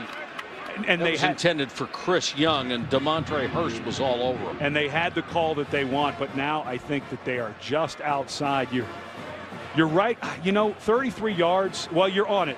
This is 50. Yeah, you know, you're right on that line. You'd love another 5 or 6, but this can be one of those balls that's driven. And remember, this is a big, powerful front for Oklahoma. If they get some push, sometimes this is a low kick. You'd have loved a few more yards and more time off the clock, I think, if you're Iowa State here. This is going to be 51. His long this year is 49. Oh, plenty of distance. He just crushed that thing. That would have been good from about 58. That was just bombed. Edwin Arceo cuts the gap to 1. And even though they didn't get the touchdowns off of the turnovers, 2 big interceptions set up field goals. Now the question for Iowa State, though, a minute 4. Oklahoma, that goes fast all the time anyway. They have a timeout. Maybe left a little too much on the clock. And they have one of the best kickoff return games in the country. Roy Finch would be 3rd in the country if he had enough returns to qualify. And Iowa State has been dreadful on kick coverage. Coming up at the Capital One halftime report, John Saunders, Jesse Palmer. And they'll fill you in on everything going on in college football. I would assume this kick is not going to get more than 2 or 3 inches off the grass. But you do want to kick it down there. If you squib it, I always think, you get it to 30, 35. That's too much field position. Or you kick it out of bounds with the new kick at the 35-yard or kick it in the end zone. Better than anything. Yes. Just drill it somewhere. ESPN College Football available anytime, anywhere on your computer or mobile device via WatchESPN.com and the Watch ESPN app. So now you're Oklahoma, because of the 5-yard bonus you get for the touchback new to this season. You're at the 25. You've got a senior quarterback, minute 4. Now that timeout, don't treat it like goal. It's about clock and plays. If you're going to burn some clock because you had a 6-yard throw and people can't get back, don't let that timeout sit around. Use it if you need. 15, 20 seconds burn off the clock is too much between plays here. Clock stops temporarily on first downs, and they'll go to the ground, which has not been successful. Brennan Clay, and very conservative play call, and Oklahoma doesn't look like there's a great sense of urgency right now. I think what this is, Bob Stoops is tired of interceptions. He's got 2 from his quarterback that frankly were great plays by Iowa State, but also the quarterback not doing much. Yeah, and his last 2 throws were intercepted. So this is Bob Stoops, the defensive coach, saying, I just want to get to halftime. I understand the logic here, and I don't think Iowa State can stop it with 2 timeouts. Play again. Gets to the outside, forced out of bounds by Klein. That'll stop the clock with 26 seconds to left in the half, and here's Janine Edwards. Well, you guys were talking about Jeremiah George and that great pick earlier. And guys, we had talked about how nervous he was before this game without his buddy Jake Knott on the field. And he was telling me how many extra hours he spent watching film. And A.J. Klein told me that George has been so pumped but so nervous about this game. He was texting him pictures of formations and saying, now what would I do here? And what would I do here? Well, Janine, he has certainly played well, hasn't he? Landry Jones is going to air it out here. This is deep down the sideline. The defender never saw it. Cliff Stokes had his back turned, and Justin Brown almost like a fair catch. Great call by Josh Heupel, the offensive coordinator. We got a couple of runs. We got out to midfield. You throw a fade. We either catch it, it's incomplete, or we get defensive pass interference, and Landry Jones couldn't throw this much better. Stokes was turned around. They still have 20 seconds to go. Now Jones is going to go for the end zone to Stills, and it's a touchdown. What a killer sequence for Iowa State, and tip of the cap to Landry Jones for a couple of great throws. And I would argue that if Brennan Clay would have stayed in bounds on that run for first down, I think Oklahoma would have let the clock go out. He goes out of bounds, and I think Josh Heupel probably gets on the headset and says, Coach, let me throw one fade. I'll tell him he's got to throw it out of bounds, but let me throw one fade. And Landry Jones dropped one into Justin Brown and just made another good throw to Stills. This is a big turn of momentum for Oklahoma. Well, he earned his paycheck with that call, because they'll have all the momentum on their side after Iowa State had taken it away from them and cut the lead to a point. I like, what a wonderful way to finish for Oklahoma. And Stills does. You can't cover it any better. I mean, the ball is a little to the inside. It's actually not a great throw. You got air on it. You let it come to the inside. But Jeremy Reeves at 5'7", he's not giving up a ton of height to Kenny Stills. But Stills just goes up and takes it away. Stills out of Encinitas, California, making his 5th touchdown catch of the season. And Oklahoma now starting to pile up the yards. 46 plays they've run in the first half and 325 yards. That's why those field goals, especially when they get down to that 4th and short and that 30-yard range for Iowa State, this team, I don't care what you say about Oklahoma this year, when Landry Jones has some time, and that throw to Brown on that fade, he put it right on the sideline. It was either going to be incomplete, pass interference, or our guy was going to come down with it or make a play on the ball. That was a good call, good management of the clock there at the end, because I think they were trying to run it out. Only 14 seconds to go, and they'll go with the squib kick. And Iowa State will get it back to about the 37-yard line. The clock stops temporarily with 8 seconds left. BCS Countdown on ESPN and ESPNU tomorrow. After the dust has settled, our analysts break down how this week's games impacted the standings and look ahead a week. BCS Countdown presented by Discover Card tomorrow night, 8:30 Eastern on ESPN. Then at 9, it continues on ESPNU. And now if I'm Paul Rhodes, I'd take the handcuffs off a little bit and you're right on that range where I don't think that you're going to be able to throw the ball all the way down the field to the end zone. So, but with this time, I think you can run an outcut, a 10-yard pass, and then I think you might have a second left to try to get one to the end zone. Jantz operating against a 3-man rush, and he'll go down at the 21-yard line. And that will end the first half, as they never got the chance to throw it downfield. This record crowd stunned after Oklahoma goes the length of the field and scores. Here's Janine with Paul Rhodes. Coach, you had a one-point game on your hands. How does the tone of your locker room speech change now with this turn of momentum by Oklahoma? You gotta sway momentum back. You gotta overcome adversity, and that's what our guys will do. There won't be any panic in that locker room. Now, you're without your best defensive player today. How would you assess the play of your defense, especially how opportunistic they've been in this first half? They've been playing very inspiring, and you got to turn the ball over against the number 12 ranked team in the country, and we did a nice job of that in the first half. Thanks, Coach.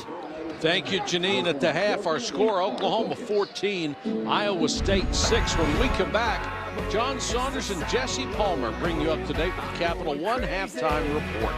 This presentation of college football, presented by K Jewelers, will continue after this message and a word from our ABC stations.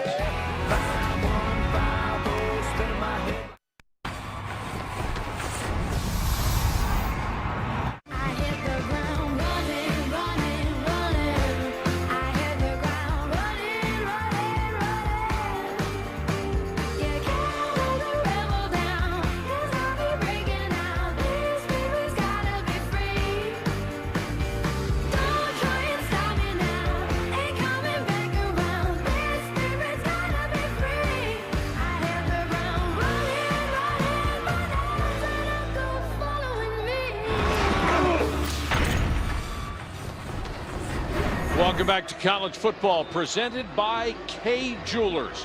What a turnaround. It was 7-6 until the closing moments of the first half, when Oklahoma pulled out a big pass play that eventually led to a touchdown. Record crowd, tremendous atmosphere here. They were so into it, then it became like a tune. And the thing that Iowa State has to be careful about is Oklahoma, as we know, can score in bunches. And Oklahoma ran 46 plays in that first half. So for Iowa State, I think offensively, if they don't get something going, I think their defense may get worn out. And unfortunately for them, that last one put it in a position where they start to get worn out too early in this game. It could become a runaway. So for Iowa State, they have to have some possession time offensively here in the third quarter. And Oklahoma gets the ball to start the second half. Finch and Clay are deep for the number 3 kickoff return unit in the country. Iowa State 94 covering kicks, but this one will go through the end zone. Let's take a look at our Pacific Life game summary. Well, in a game that has been a lot about defense, it's nice to have a kicker, a punter like you have for Iowa State and Kirby Vanderkamp. He's been sensational today, and then you get the 2 interceptions on back-to-back throws by Landry Jones. And when it looked like Oklahoma may be running out the clock, Jones throws 2 fades, one an excellent one to Justin Brown, and then the final one an excellent catch by Kenny Stills. So let's see if they go fast here to see if they can't continue to wear out this Iowa State defense. They'll start from the 25-yard line.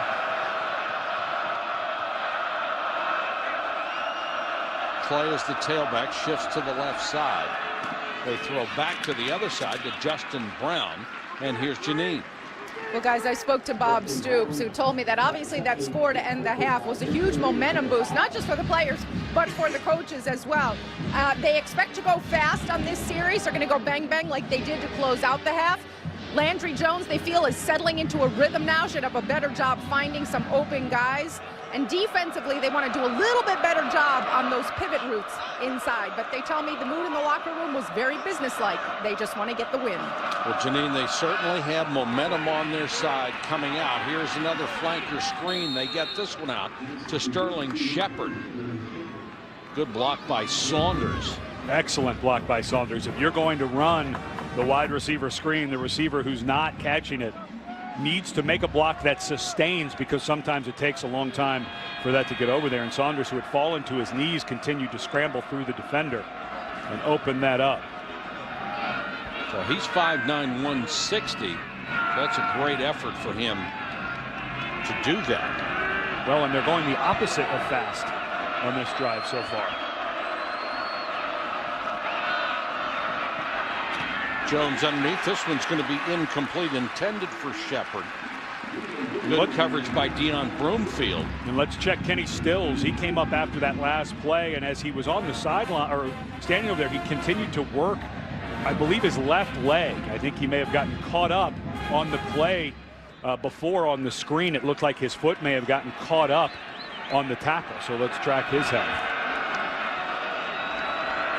2nd and 10 for Jones. Clay, the tailback.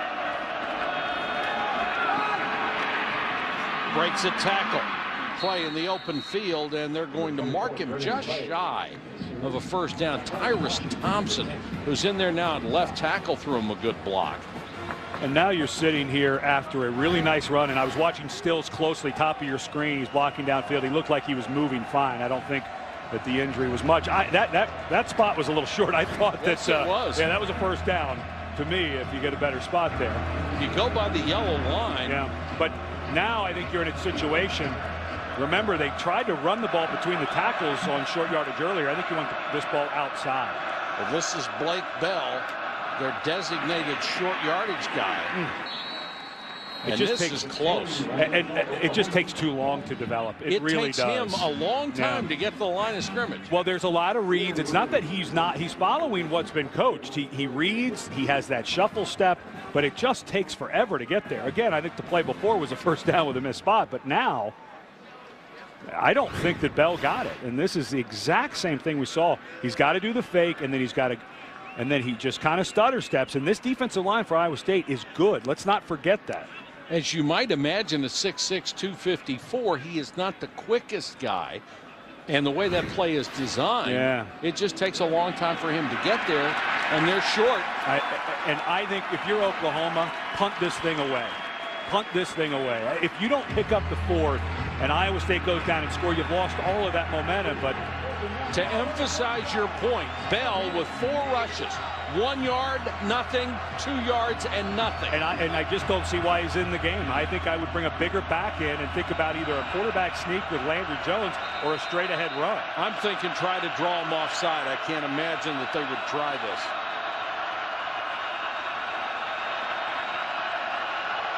And you're missing Damian Williams, the best running back, so I think you might be right. They're going for the offsides here. No, they're going to run the play. And Bell is hit and fell forward. What a gamble.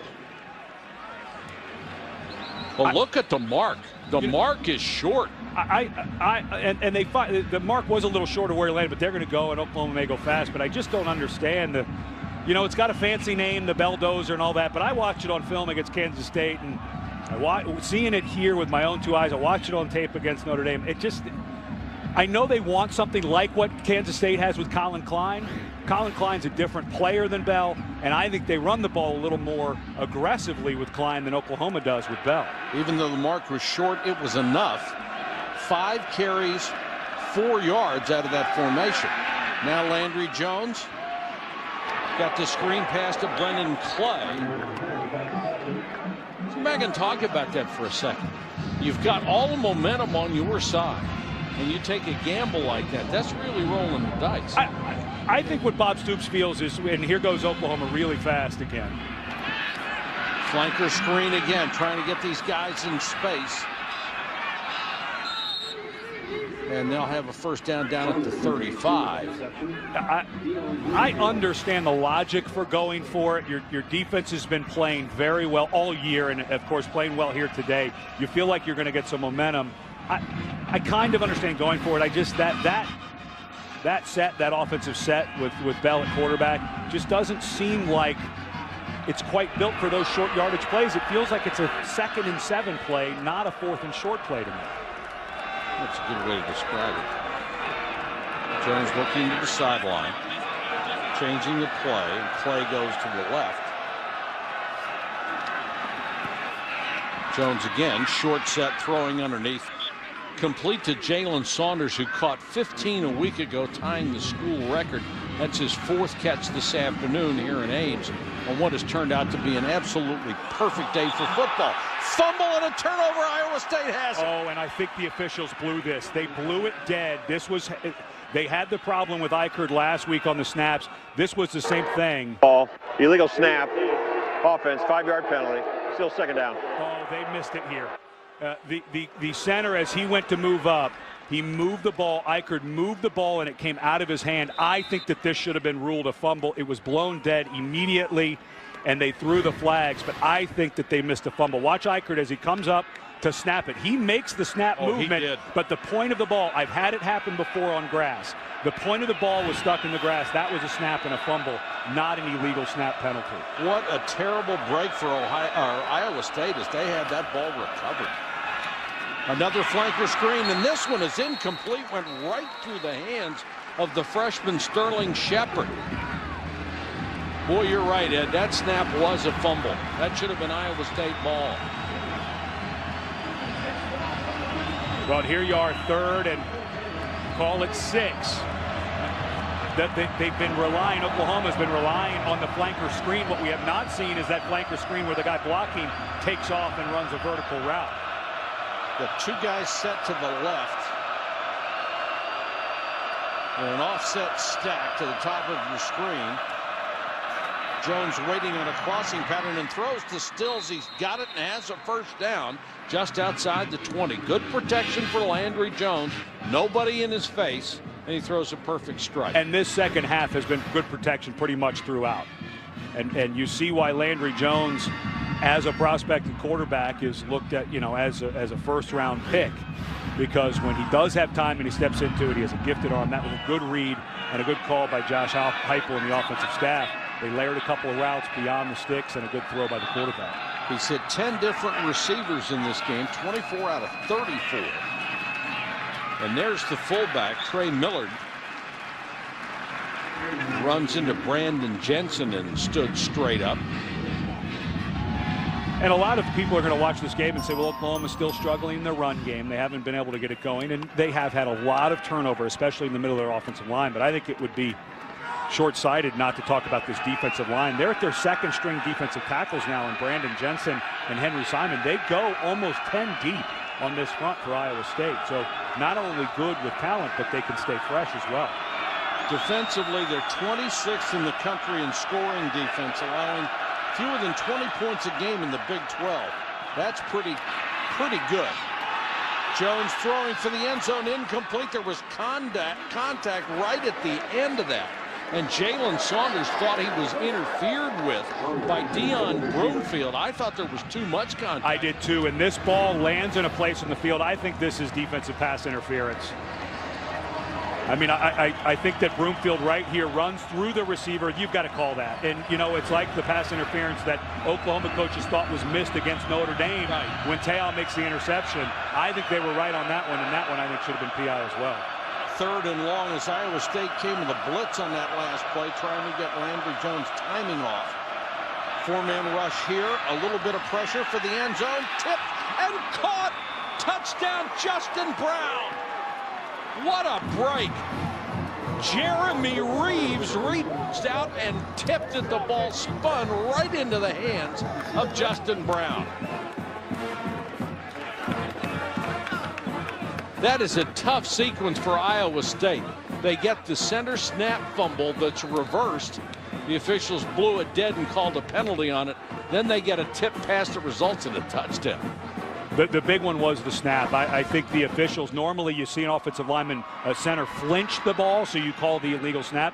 But I think that Eichert was actually going to snap that ball. I think he was in the action of it. And this 7 points for Iowa State has to be tough to swallow after that. That looked like that extra point may have been partially blocked or stubbed on the kick, but it got through.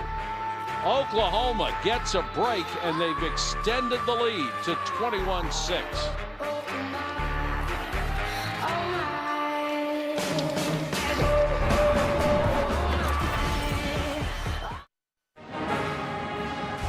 College football in high definition is presented by Vizio.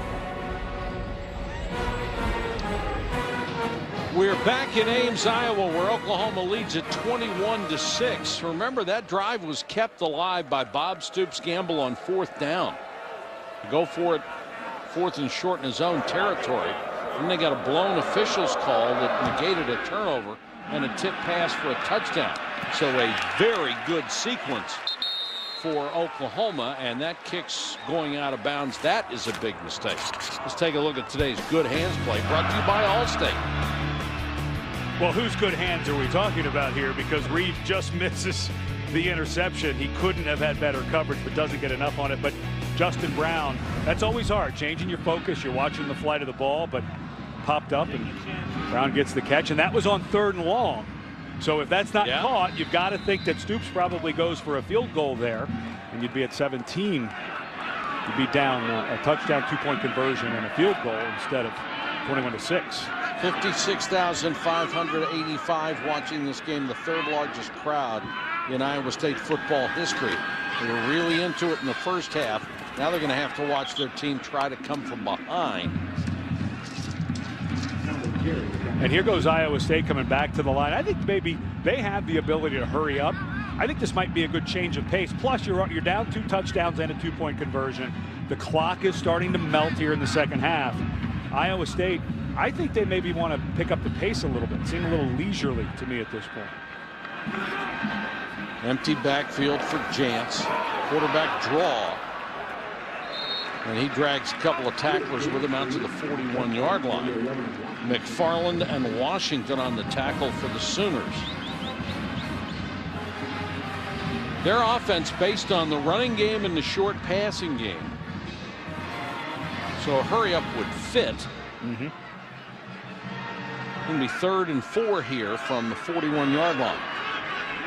What they really need to do is sustain a drive, keep their defense off the field for a while.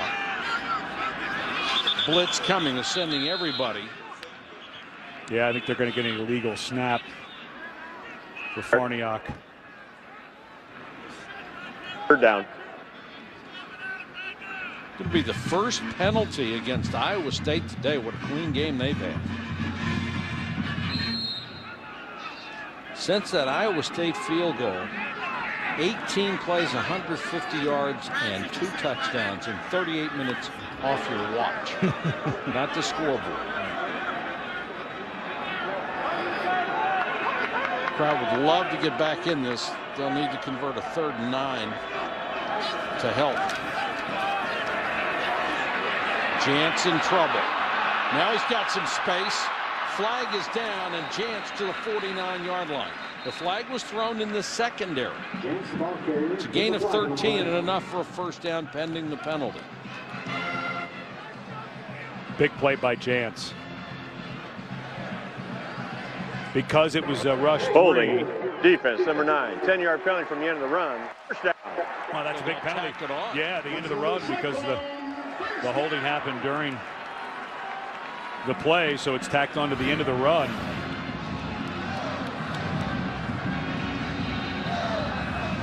Yeah, I would say that Gabe Lynn, well, I would say that was holding on Jarvis West. So you have 10. Big play for Iowa State, though, on the run and the penalty. Puts them at the Sooners 41. Jantz will keep on the quarterback option, pick up a couple.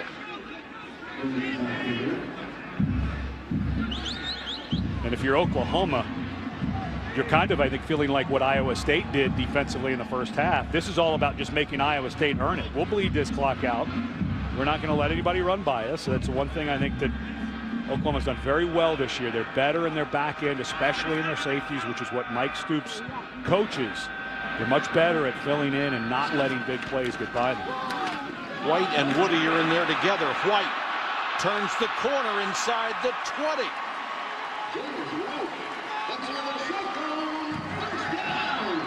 Seen White a couple of times get outside. And Nelson had to make the stop. You know, it's funny because it's a spread formation, but it just becomes a lead kind of toss play where Woody becomes a lead blocker. Exactly. They get the edge immediately, and the running back White never even has to really break stride before he's into the secondary. Now they'll set up shop at the Oklahoma 19.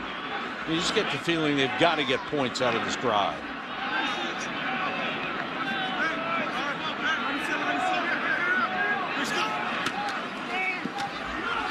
End around. 10-5. Diving Jarvis West to the goal line. They'll mark him out at the 2. No, now they say touchdown. One official standing at the 2-yard line. But Jarvis West went right over the pylon. Well, we already had one earlier in the game on the interception return by Iowa State. That was close. No, sir, not even. Good job by West, and he did a good job of cutting back behind Carter Bykowski, the left tackle, who was out blocking.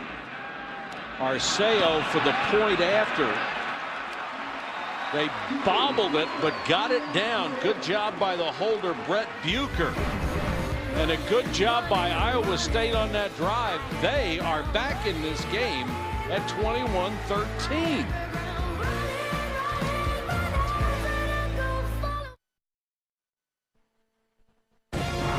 ESPN's College Football on ABC, brought to you by UPS. Let UPS put the power of logistics to work for you. And Chevy. From kickoff to the last yard, Chevy runs deep. This is a marvelous new training facility that's getting ready to open here at Iowa State. 152,000 square feet. Bergstrom Football Complex. Strength and conditioning facility, office complex, auditorium, and locker room. It cost him $20.5 million. Well, let's take a look at a wonderful move by Jarvis West behind the offensive lineman, left tackle Carter Bykowski. Watch as Bykowski gets out here in space going one-on-one with Aaron Colvin. Colvin has to freeze for a second, and that little move right there, in and then bouncing out, was terrific. Bykowski doesn't even have to get a block, but I think that Aaron Colvin may get teased a little bit in film because he fell down when West made the move. If West goes to the inside on that play, probably on about the 3-yard line, but because he had Bykowski out there, made that little dip to the inside. Terrific move to finish it towards the pylon. Finch and Clay are deep. Have a chance to return this one.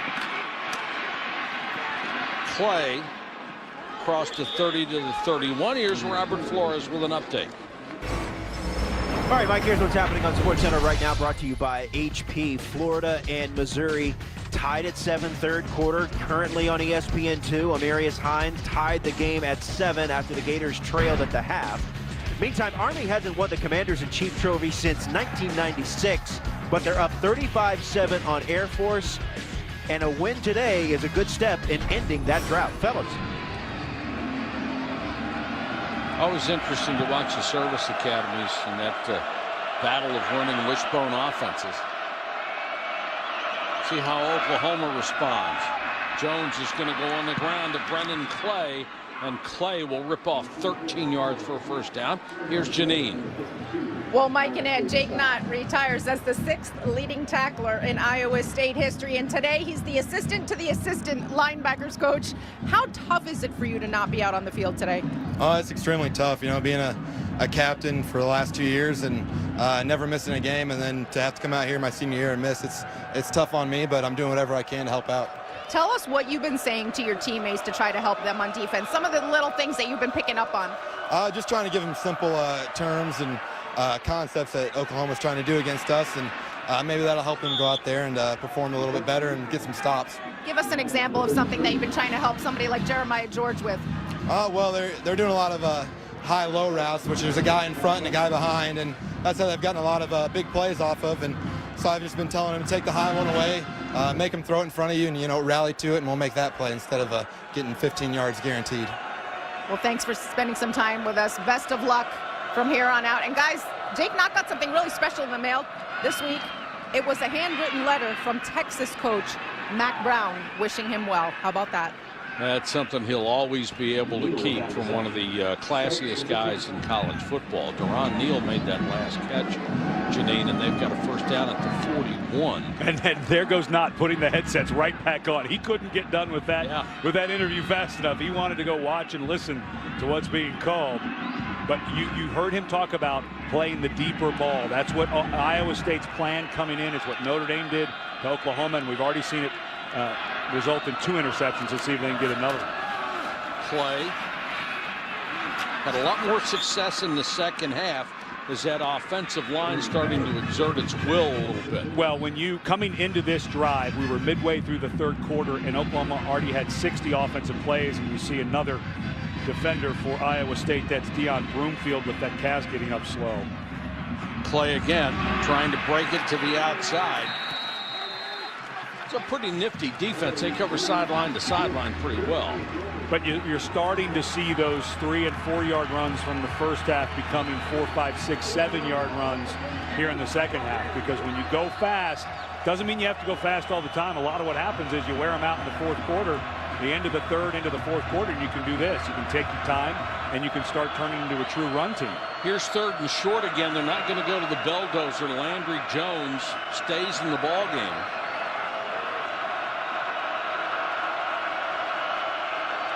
So much more effective than they were at the beginning of the game. Clay again. Boy, it shows you a little power. Just runs right over Jacquez Washington, the safety at 213 pounds, Clay at 201, and he won the battle. And this is the exact play you would run. Look at everyone coming off the ball. You get a fullback lead by Millard, and you have a guy standing in the hole, but because you have run the ball with speed and power directly at the line of scrimmage, even though there's a guy in the hole, he's catching a chest full of a guy running full speed, not running sideways. Jones, blitz coming. Jones steps up and throws complete.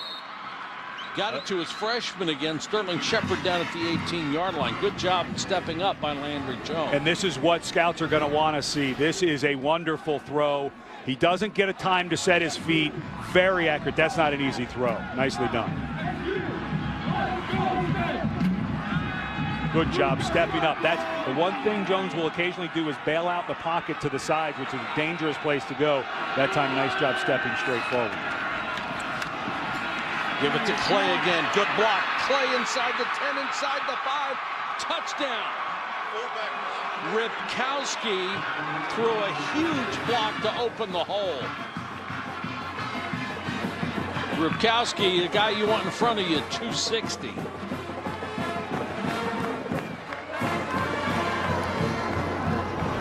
That's what happens. Yeah, good answer from Oklahoma. And that's what happens when you've been chipping away on offense.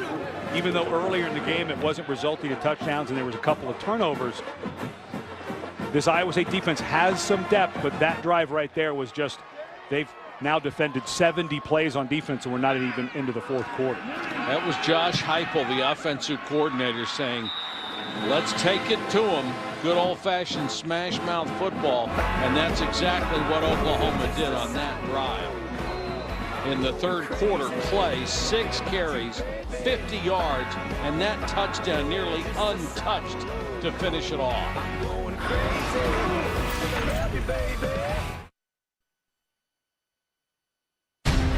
Touchdown, Oklahoma State! Wow, what a run! Touchdown! Can you believe this?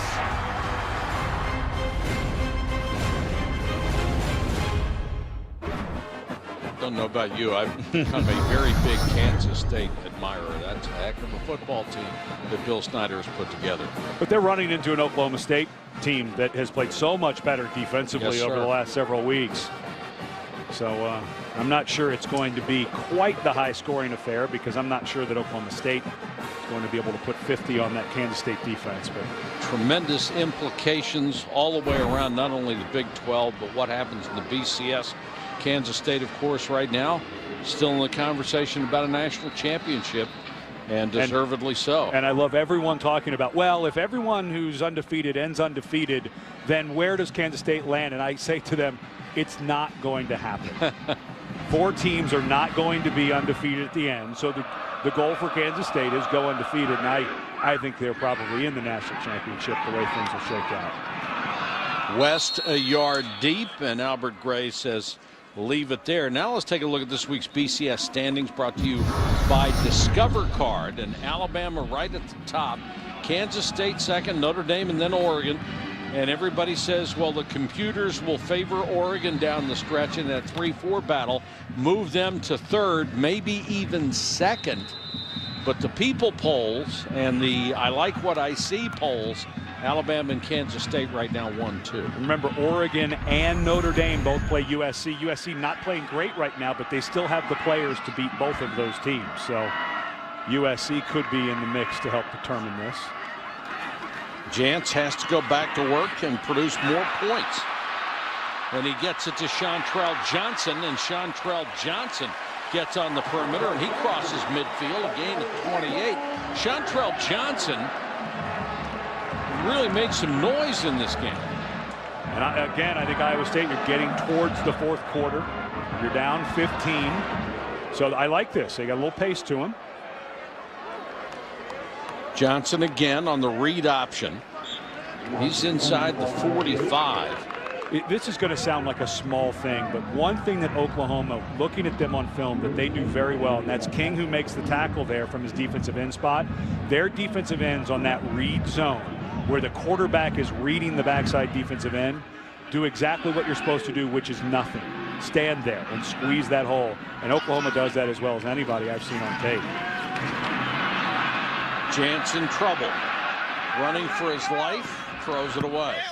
He's made the good decisions today. He hasn't forced anything when he's been under pressure. I go back to the story we were telling earlier about how they secluded him this week from the media after last week being in a 3-way competition to get the starting job before the Baylor game. Get it back, we should say. Didn't talk to the media, so Paul Rhodes and the staff kind of put this young man into a cocoon, and he looks on point today. I can't remember really any bad decisions. The ball's gotten out of his hands very quickly. He's played pretty well. Well, he had 36 completions, 381 yards, and 5 touchdown passes against Baylor. Of course, the Baylor defense is good for what ails you. Jantz throws the out this time, and there was a miscommunication on that. Young hooked up, and Jantz thought he was going to continue toward the sideline. Well, and you would assume on that 3rd and long, and now I think Iowa State, well, it's 4th and 7. I just think you punt this thing away. I think Oklahoma scores. I think you may be packing your bags, unfortunately. I understand why they're punting it. I'm just not so sure if Oklahoma, especially the way they ran the ball the last time, they may milk this into the middle of the 4th quarter and get a touchdown out of it. Yeah, if you're Iowa State, you may be running out of opportunities. And this is Vanderkamp. He lets this one go, and it goes into the end zone. That's highly unusual for him. Only the 2nd touchback he's had all year. Normally, he is the expert at pinning you inside the 10. And a tip of the cap to Landry Jones, because he has moved up further in elite company among the FBS all-time passing leaders. And of course, past one of the great recent names, Kellen Moore, with 14,723 yards. And if you look at all of those years, for the years that these guys played, it tells you something about what's happened to offense since the turn of the century. It's unbelievable how dynamic these offenses. What's happening in college football is offenses are proving that with 11 guys, you cannot defend a field that's 100 yards long and 53.5 yards That's wide. right. It's just impossible. You go back and take a look at some of the great names in the history of college football quarterbacks. As Jones airs one out, underthrown and almost intercepted, still stopped. And Shaquez Washington wanted pass interference on Kenny Stills, and he should have gotten it, frankly. Stills was called for offensive pass interference against Notre Dame, and he should have been called for it here. Stills clearly pushing on the back of Washington. And give Stills credit. He knew that this ball was underthrown poorly. It was not a great throw, so go play defense, and Washington's right. He should have gotten that call. And it's not like it was congested over the middle with 6 or 7 guys there. It was out for everybody to see right in the middle of the field. And they just missed it. If Stills could have grabbed his jersey, he would have. Jones will go back and throwing again. A perfect strike that time to Sterling Shepard. What a throw, what a catch. And it looks to me like Deion Broomfield came down a little funny. He landed, I think, potentially on that right arm, but boy, did Landry Jones fit this ball in. And Broomfield was right there. Oh boy, I think Broomfield landed on that casted arm. It slammed down onto the ground. And unfortunately, remember Jansen Watson, who was hurt earlier in the game. I think things starting to get a little thin in the secondary for Iowa State. What a bummer for the Cyclones, especially with Landry Jones finally looking like he's found a nice rhythm in this game. To finish my point, you go back and look at some of the greatest quarterbacks who ever played college or professional football and look at the numbers they had during their junior and senior seasons. They wouldn't be in the top 50 of college quarterbacks today because the game has changed that much. I think a couple of them could probably play in these systems, though, don't you? I think so. Jones with good time throws too high. The first name that comes to mind, once you put Dan Marino in Oregon's spread offense and see if he can throw for 10,000 yards in a year. Well, people talk about, are they a system quarterback? And that's one of the things that Landry Jones is going to deal with a little bit when he starts getting broken down by the scouts is all of these numbers and you know, winning his quarterback at Oklahoma. A lot of that you can say has to do with the type of offense they run because he's got great numbers, but there are times like on that throw there you say, wait a minute, he should be able to make that throw. 2nd and 10, Oklahoma at its own 46. Clay. When you're right, what was maybe a 2 or 3 yard run in the first half, now extending itself. That was 8. Same place, same guys. They're just wearing them down. And what you find as an offensive lineman, when you go to block a guy in the first quarter, he fights you with everything he's got. There's more energy. And now it's more, okay, I just can't get knocked over here. I've got to stay on my feet so you can finish the block a little harder in the 3rd and 4th quarter. That's the end of the 3rd quarter. This presentation of college football presented by Kay Jewelers will continue after this message and a word from our ABC stations. NASCAR's chase down to 3 races. Jimmy Johnson leading the closest race in chase history, heading to the Lone Star State. The NASCAR chase for the Sprint Cup Series at Texas tomorrow at 2 on ESPN. Johnson with his 2nd straight pole. Well, it's almost like a race car, this Oklahoma offense. They are on pace offensively to run 96 plays and end up with 680 yards.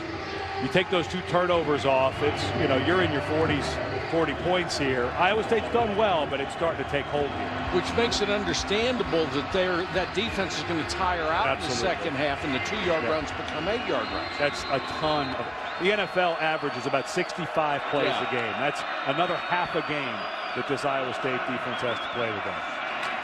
Clay. Well, no room that time. He's going to lose a yard. Stuffed by Jeremiah George, the new middle linebacker. Boy, George is a really good player.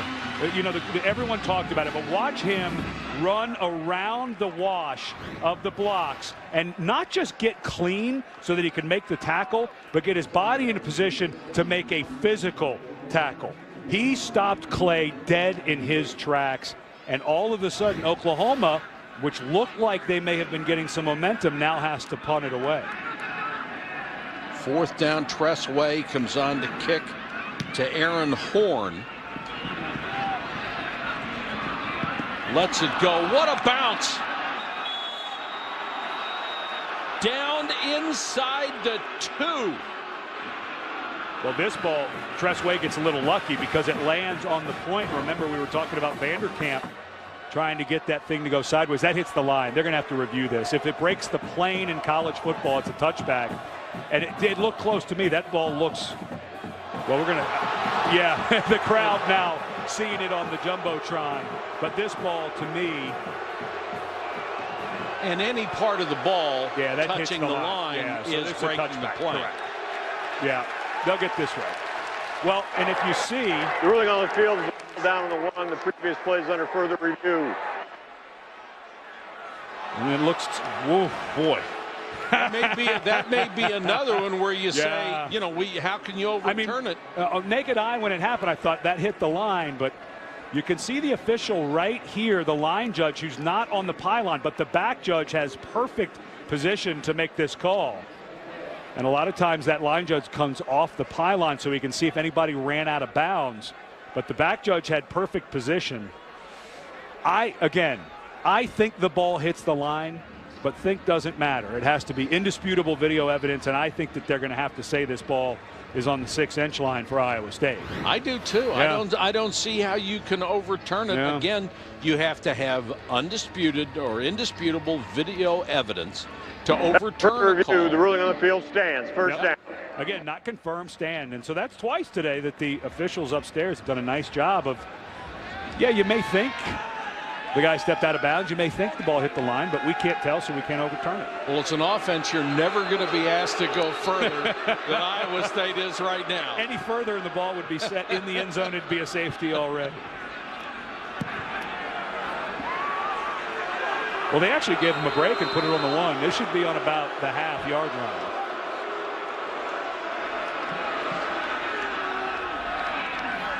For some reason, they have always done that on balls inside the goal line.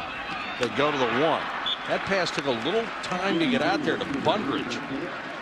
He did get out to near the 7-yard line, but Hurst was closing quickly. And that's a good call. Just get away from it. When a bad thing happens at the goal line, a holding, something like that, it's a safety. So get yourself a little breathing room here.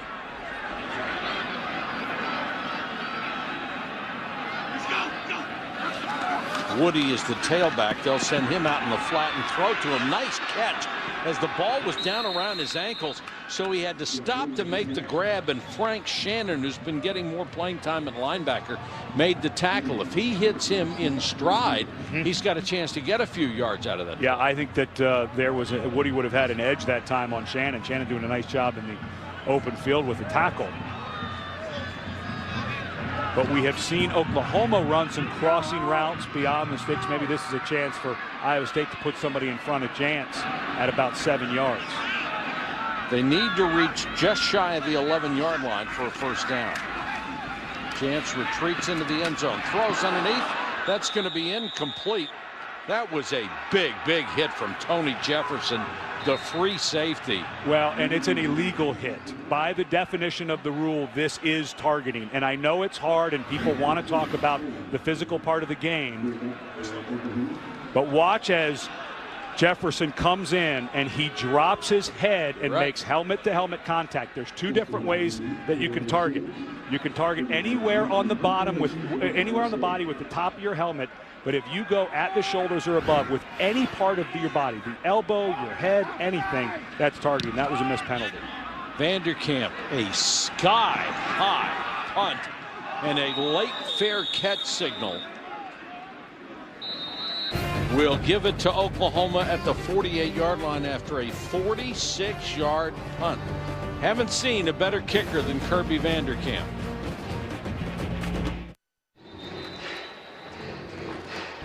Time to take a look at our Pacific Life game summary. And Oklahoma starting to rack up the numbers. Landry Jones, 361 yards passing. Clay now with a career-high 115 yards as he takes over for the injured Damian Williams at tailback. And Brown, 107 yards receiving. The Penn State transfer who has made an impact here at Oklahoma. And the running game only took off in the second half.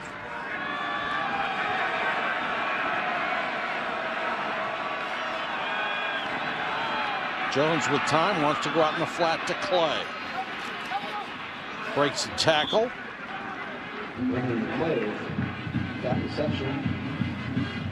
And this is the territory where you don't lose. 29-0 coming in. This would be the 30th time under Bob Stoops with a 100-yard rusher and a 100-yard receiver.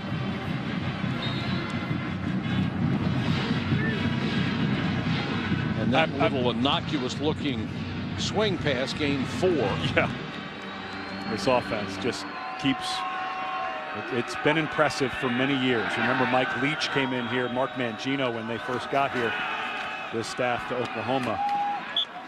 And it goes back to Bob Stoops' days at the University of Florida. You remember Tim Couch when he was at Kentucky? Oh, yeah. Bob Stoops was defensive coordinator at Florida before he got this job. And, of course, Mike Leach was at Kentucky. When Bob Stoops got the job in Oklahoma, he said, I want that guy to run my offense because I hated to defend it while he was at Kentucky. And here we are with Bob Stoops about to go 30-0 when a receiver and a runner get 100 yards. That's because this is the offense he wanted from day one. Most of it coming out of the Hal Mummy system. The Hal Mummy and Mike Leach used to drive around the country and just talk to coaches everywhere. The officials only blew that play dead after the players stopped. It was obviously a false start by Trey Millard, the fullback. But about half the players went ahead with the play and the other half stopped, and eventually somebody blew a whistle. Some great stories when Bob Stoops took over at Oklahoma, and he just very quickly put together a really good staff.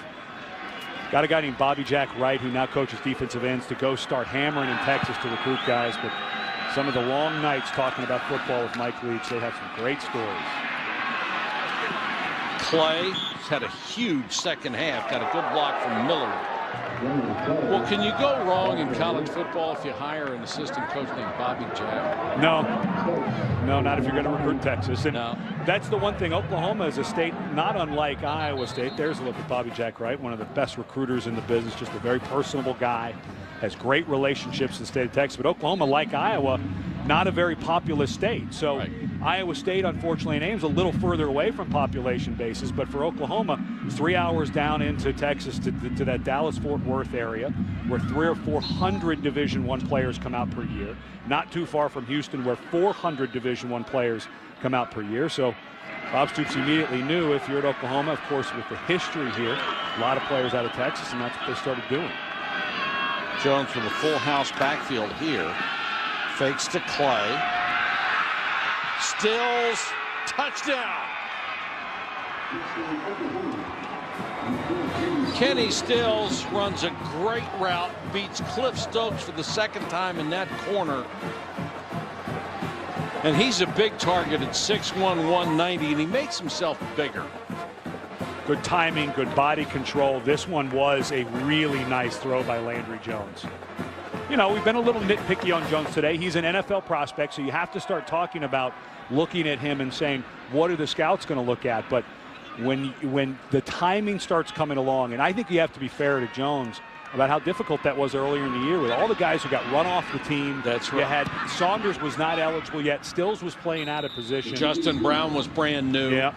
So I think you have to be very understanding, because when this guy gets it going, meaning Jones, he's pretty good. And now that Stills back at his outside receiving position, they have their foot on the gas.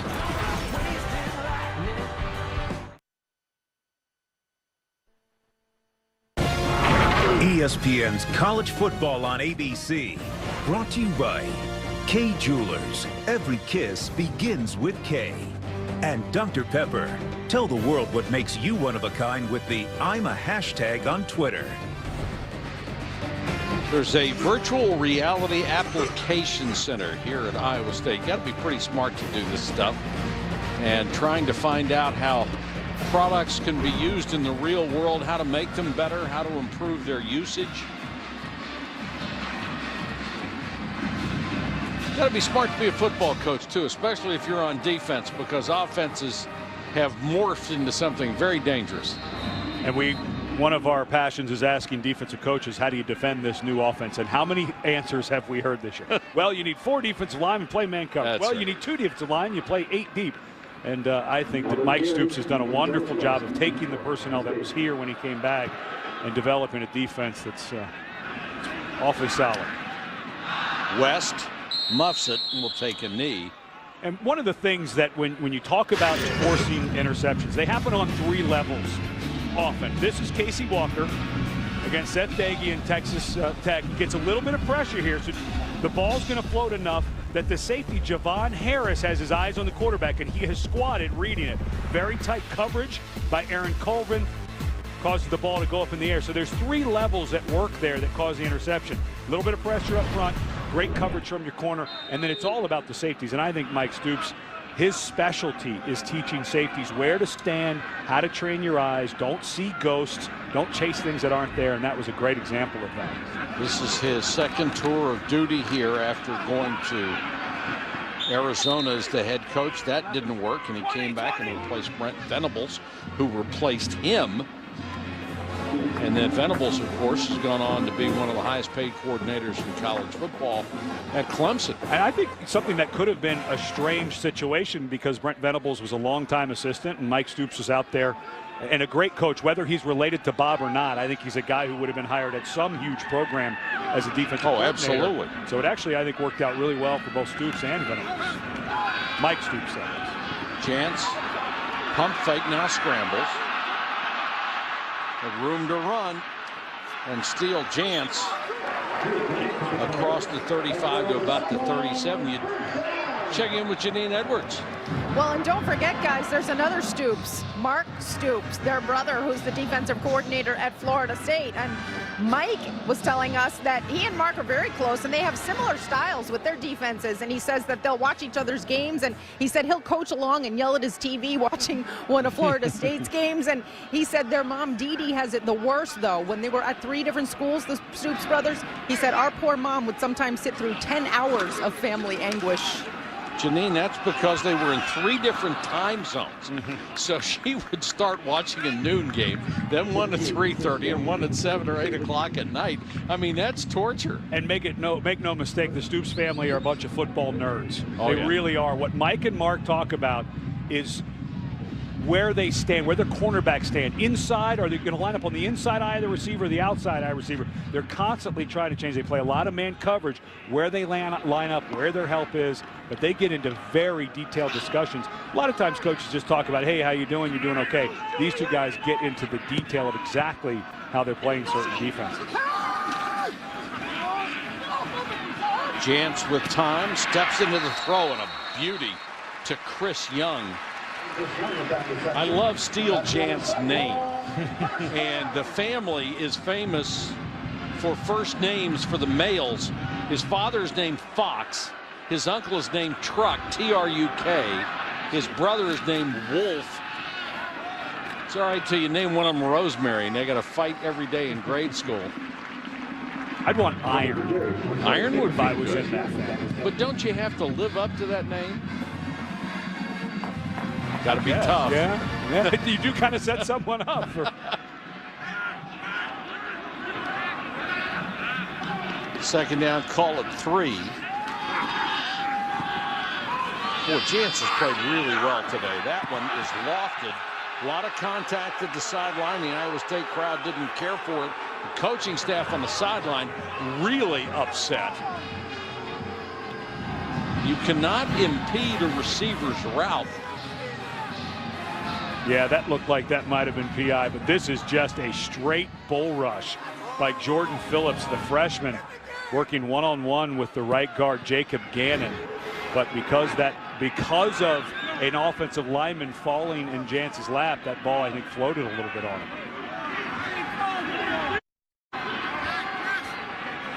They need to reach the 42-yard line for a first down. Blitz coming on Jance, throws too high. The rush got to him that time off Young's hands. Frank Shannon, playing in the middle in place of Tom Wart in this series, got pressure, and this has got to be 4-down territory, doesn't it? And that's the second time on that route, but that it looked like Jance and the receiver were not synced up. Yeah. Where Jance thinks it's going to be a route closer to running to the sideline, and the receiver stops short.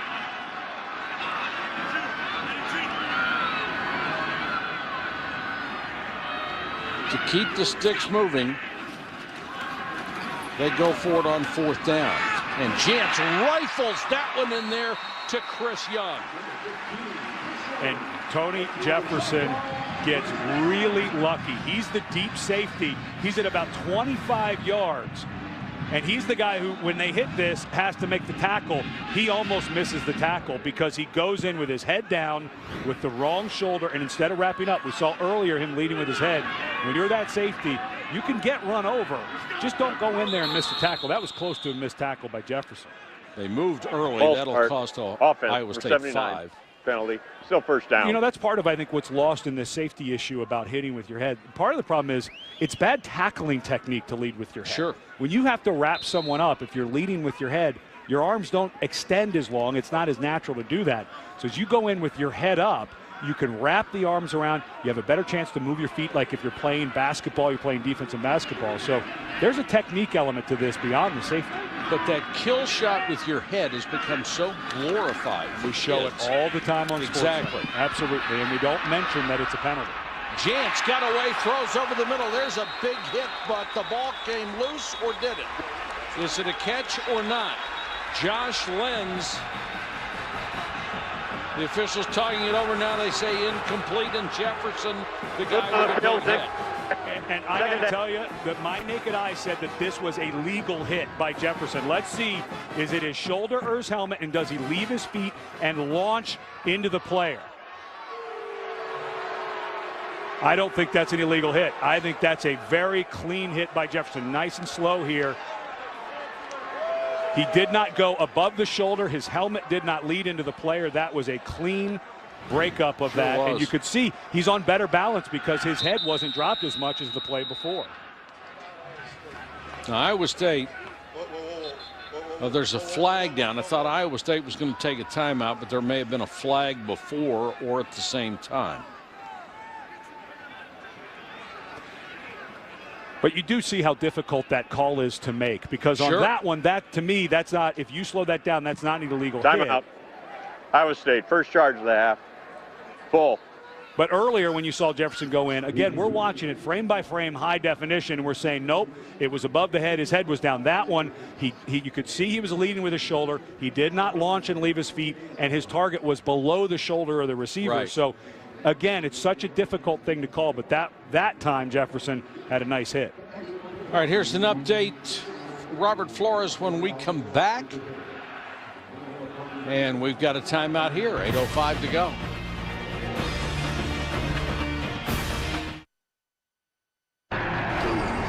I'm Robert Flores with his AT&T All-America Player of the Week nominee. It is Texas A&M quarterback Johnny Manziel. He has just absolutely torched Mississippi State. 300 plus through the air, 100 plus on the ground, 2 rushing touchdowns. You can text VOTE to 34763. Guy, that's too bad we won't see Texas A&M and Kansas State in the regular season this year. Boy, you're absolutely right. Wouldn't that be a show? Now, there's some great quarterbacks out there running some really high-power offenses.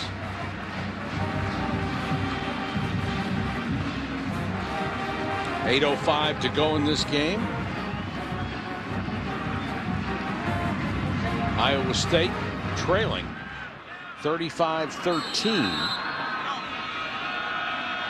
Into the 2nd and 5. They need to get just inside the 30 for a first down. 4-man rush. Jantz completes it to Bundridge. And Bundridge gets to the 24-yard line for a first down and stops the clock. Excuse me, they need to hit the 20 for a first down, so it's going to be 3rd and 4. You're down 3 scores, 8 minutes left. You get a quick one. The way Oklahoma's been playing offensively, you may have to try an onside kick here if you got a score, I think.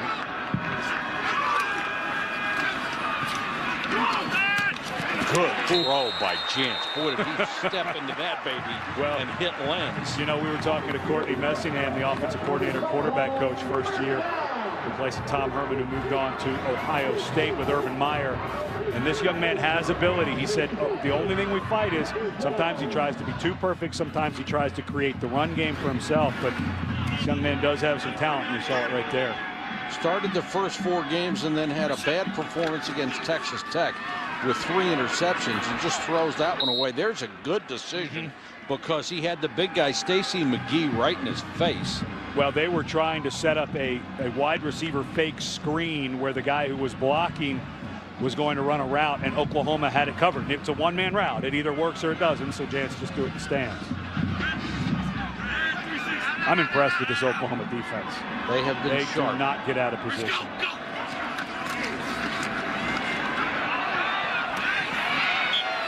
That will be complete near the 15-yard line. And Aaron Horn, who was the leading receiver coming in for this ball club with 34 catches, makes his first of the day. He had been shut out until now. But look on the backside, one-on-one, Chris Young, and Colvin fell down, and Jance had come off on it. That was a touchdown. And again, a quarterback's looking to his read. His read was to the right, but if he'd have just peeked to that side, he'd have seen Colvin falling and maybe would have gotten an easy one.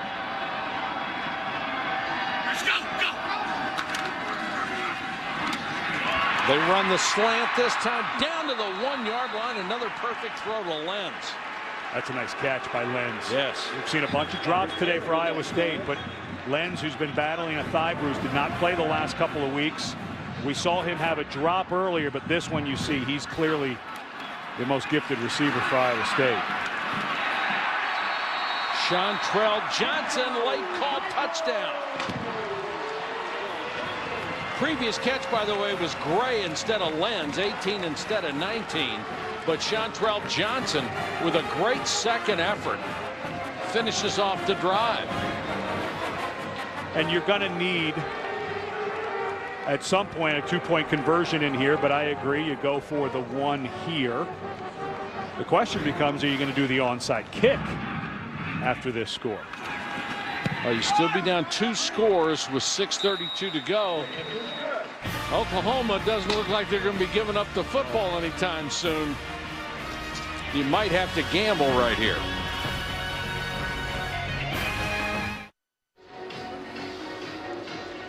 Monday Night Football on ESPN. First at 6:30. Monday Night Countdown served by Applebee's. And at 8:30, backs to the wall. Michael Vick and the Eagles travel to New Orleans to take on Drew Brees and a Saints team that's fighting to save its season. Monday Night Football, 8:30 on ESPN. Lined up for an onside kick.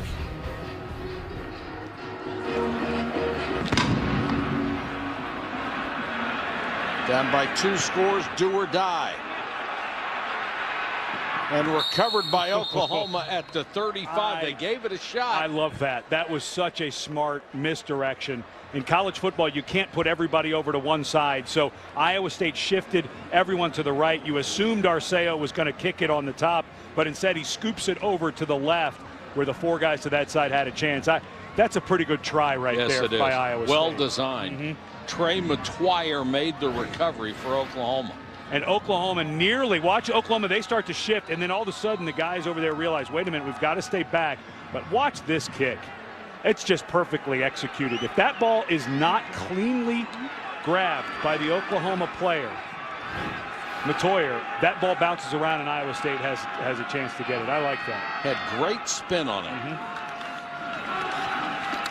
Clay. And now if you're Iowa State, you got to sell out on defense against the run. Here's Robert Flores. All right, Mike, more football coming up on ABC. Most of you will see number 20 Nebraska visit Michigan State. Spartans have lost 3 of their last 4 games at Spartan Stadium after a 15-game home winning streak.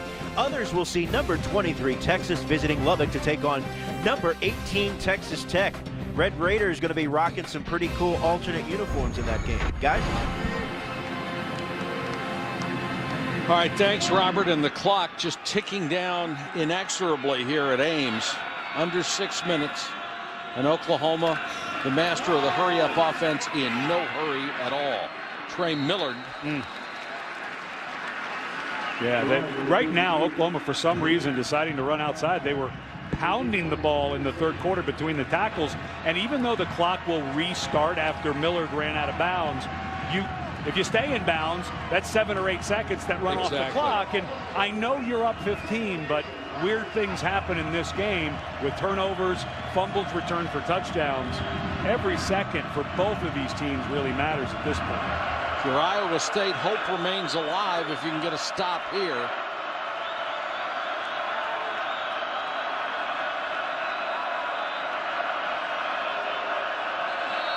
And they're going to force Jones to throw, and that's going to be a delay of game or a timeout, Oklahoma.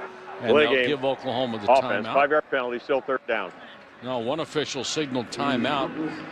The back judge on this side, but the referee said it was a penalty.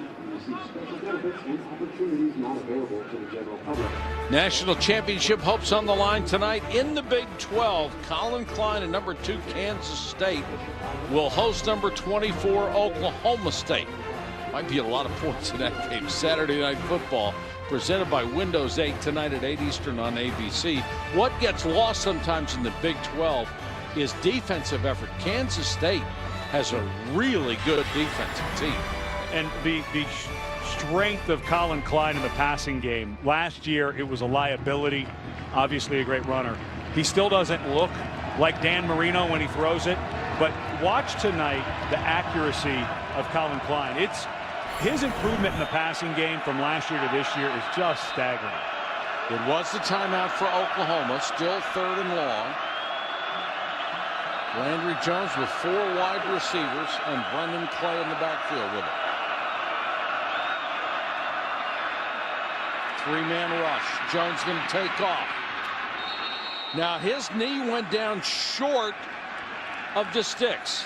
Yeah, this is, you got to have a senior quarterback who knows where he's got to get, because there was an immediate threat. You want guys sliding, they don't need to be taking a hit, but you expect your senior quarterback not to start sliding through 2 yards before.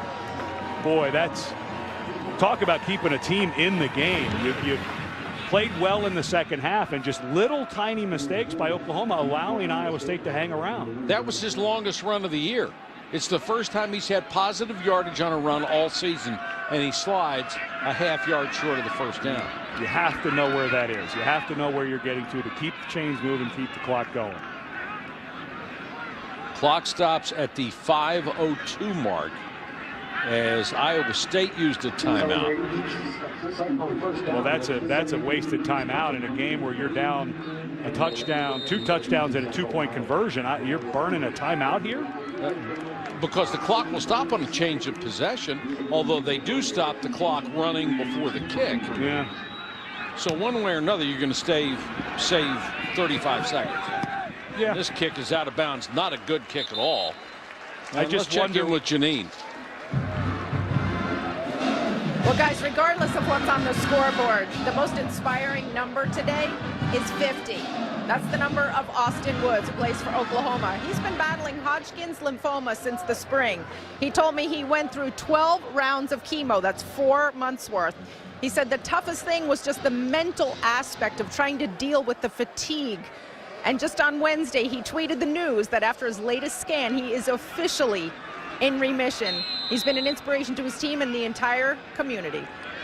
Well, what kind of guts does it take to go through that and stay on the field? Our congratulations to him, and that's a wonderful story. Complete pass to Bundridge, and Jefferson makes a tackle. Obviously, they're going to be in a hurry-up mode now with 4:41 left.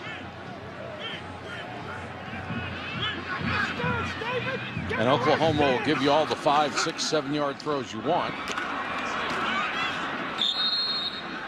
This will bring up a 3rd and about 5. And I think at some point, Iowa State, even though the safeties for Oklahoma are starting to play at 20, 25 yards, I still think you want something that challenges them, and then a 15 or 20-yard route or underneath. You need to start getting chunks if you're Iowa State. Back shoulder throw, tipped and caught. Flag is down. Now we got to check out the penalty. Bundridge made an outstanding play. It's a gain of 24 yards. But who committed the interference? Colvin was all over that ball. Aaron Colvin, the junior who moved from strong safety, has been such a terrific corner, covering the redshirt freshman Quentin Bundridge. The officials still haven't sorted it out. Holding defense number 14. Penalties declined. Pass interference defense number 14. Penalties declined. First down. Well, it was good coverage because he held and he interfered. But Bundridge and Colvin going up, both fighting for this ball. That's great concentration by the redshirt freshman. Well, Justin Brown got one of those in the end zone earlier for Oklahoma, so that's probably equaling that out. Blitz coming. And Steele Jantz just had to get rid of that one. Perfectly timed blitz call by Mike Stoops. Starting to see that Iowa State's going to start stretching the field a little bit with the throwing game, because if they're doing all short intermediate throws, you call a blitz, it's wasted because you'll never get there. But now that Mike Stoops, who has a wonderful feel for what offenses are trying to do, feels Iowa State, okay, they're going to throw the ball farther, well then we can bring the blitz. Clock at 3:50. Four-man rush this time. That ball hung up a long time. And here's another flag. I think that's going to be on Lynn, who was all over Jarvis West. Pass interference. Defense number 9. First down. All of the sudden, Oklahoma looked like they had the foot on the gas and they were headed back to Norman. And Landry Jones, a senior quarterback, slides a yard short, and all of a sudden Oklahoma looks like, wait, oh, you mean we have to finish this game? We didn't know that was part of the deal. The bus hasn't gotten to the off-ramp yet. No. And the other thing you start to see is Iowa State's a legitimate squad. These guys can play. They don't give up. From the 42, Jantz quarterback draw. He can run, but he's not going to go for 50 on anybody. And that clock is just starting to melt. If you're Iowa State, of course, you're going to go for an onside kick again if you score, but you do want to save some of it. Delayed blitz coming. Jantz throws, and this one is going to be intercepted. Picked off by Tony Jefferson, the leader in the secondary, as Jantz overthrew that pass, and Jefferson kills the threat. Well, this is Chris Young. We've seen a couple of times where it looked like Jantz and he were on. Well, no, I just think that was excellent coverage by DeMontre Hurst. I think Hurst pushed Young completely off of his route, which let the free safety come over. And I believe they're going to see that Jefferson stepped out of bounds before this return. Right there. And I think that's the perfect one where you can say, yes, he actually did step out of bounds. Maybe a blade or two of white grass, but. Well, this may take a while because not only are they going to have to reverse the call, they're going to have to look at several angles and see exactly where he did step out of bounds. So in the meantime, we'll check in with Robert Flores. Hey, Mike, check out the end of the Missouri-Florida game. Tigers driving for a potential game-tying score, but James Franklin picked off in the end zone by Josh Evans. Florida trailed 7-0 at the half. They score 14 unanswered to win 14-7 over the Tigers. Boy, the Gators defense has been their calling card. They have been sensational. Their only question is, can they score enough to beat some of the teams they have to play? And Missouri finding out what it's like to go play in the SEC East instead of the Big 12. And no, not a knock against the Big 12, a fine conference and as strong as it gets. But during the return, the runner stepped out of bounds at the 17-yard line. To 3:21. Well, to my mind, the Big 12 is the second best conference in the country. Yep. But the SEC, by anybody's standards, because you've got Alabama at the top, and the rest of them are just so darn good. Well, I think a lot of this, and for Oklahoma, we were talking at the top of the show about the BCS, and got a couple of tough ones left there. I think they probably win pretty easily against Baylor. Baylor's struggling defensively this year. But you got to travel a long way to West Virginia. Then you get Bedlam with Oklahoma State. So they can't afford to lose again if they want to be packing their bags for a BCS bowl.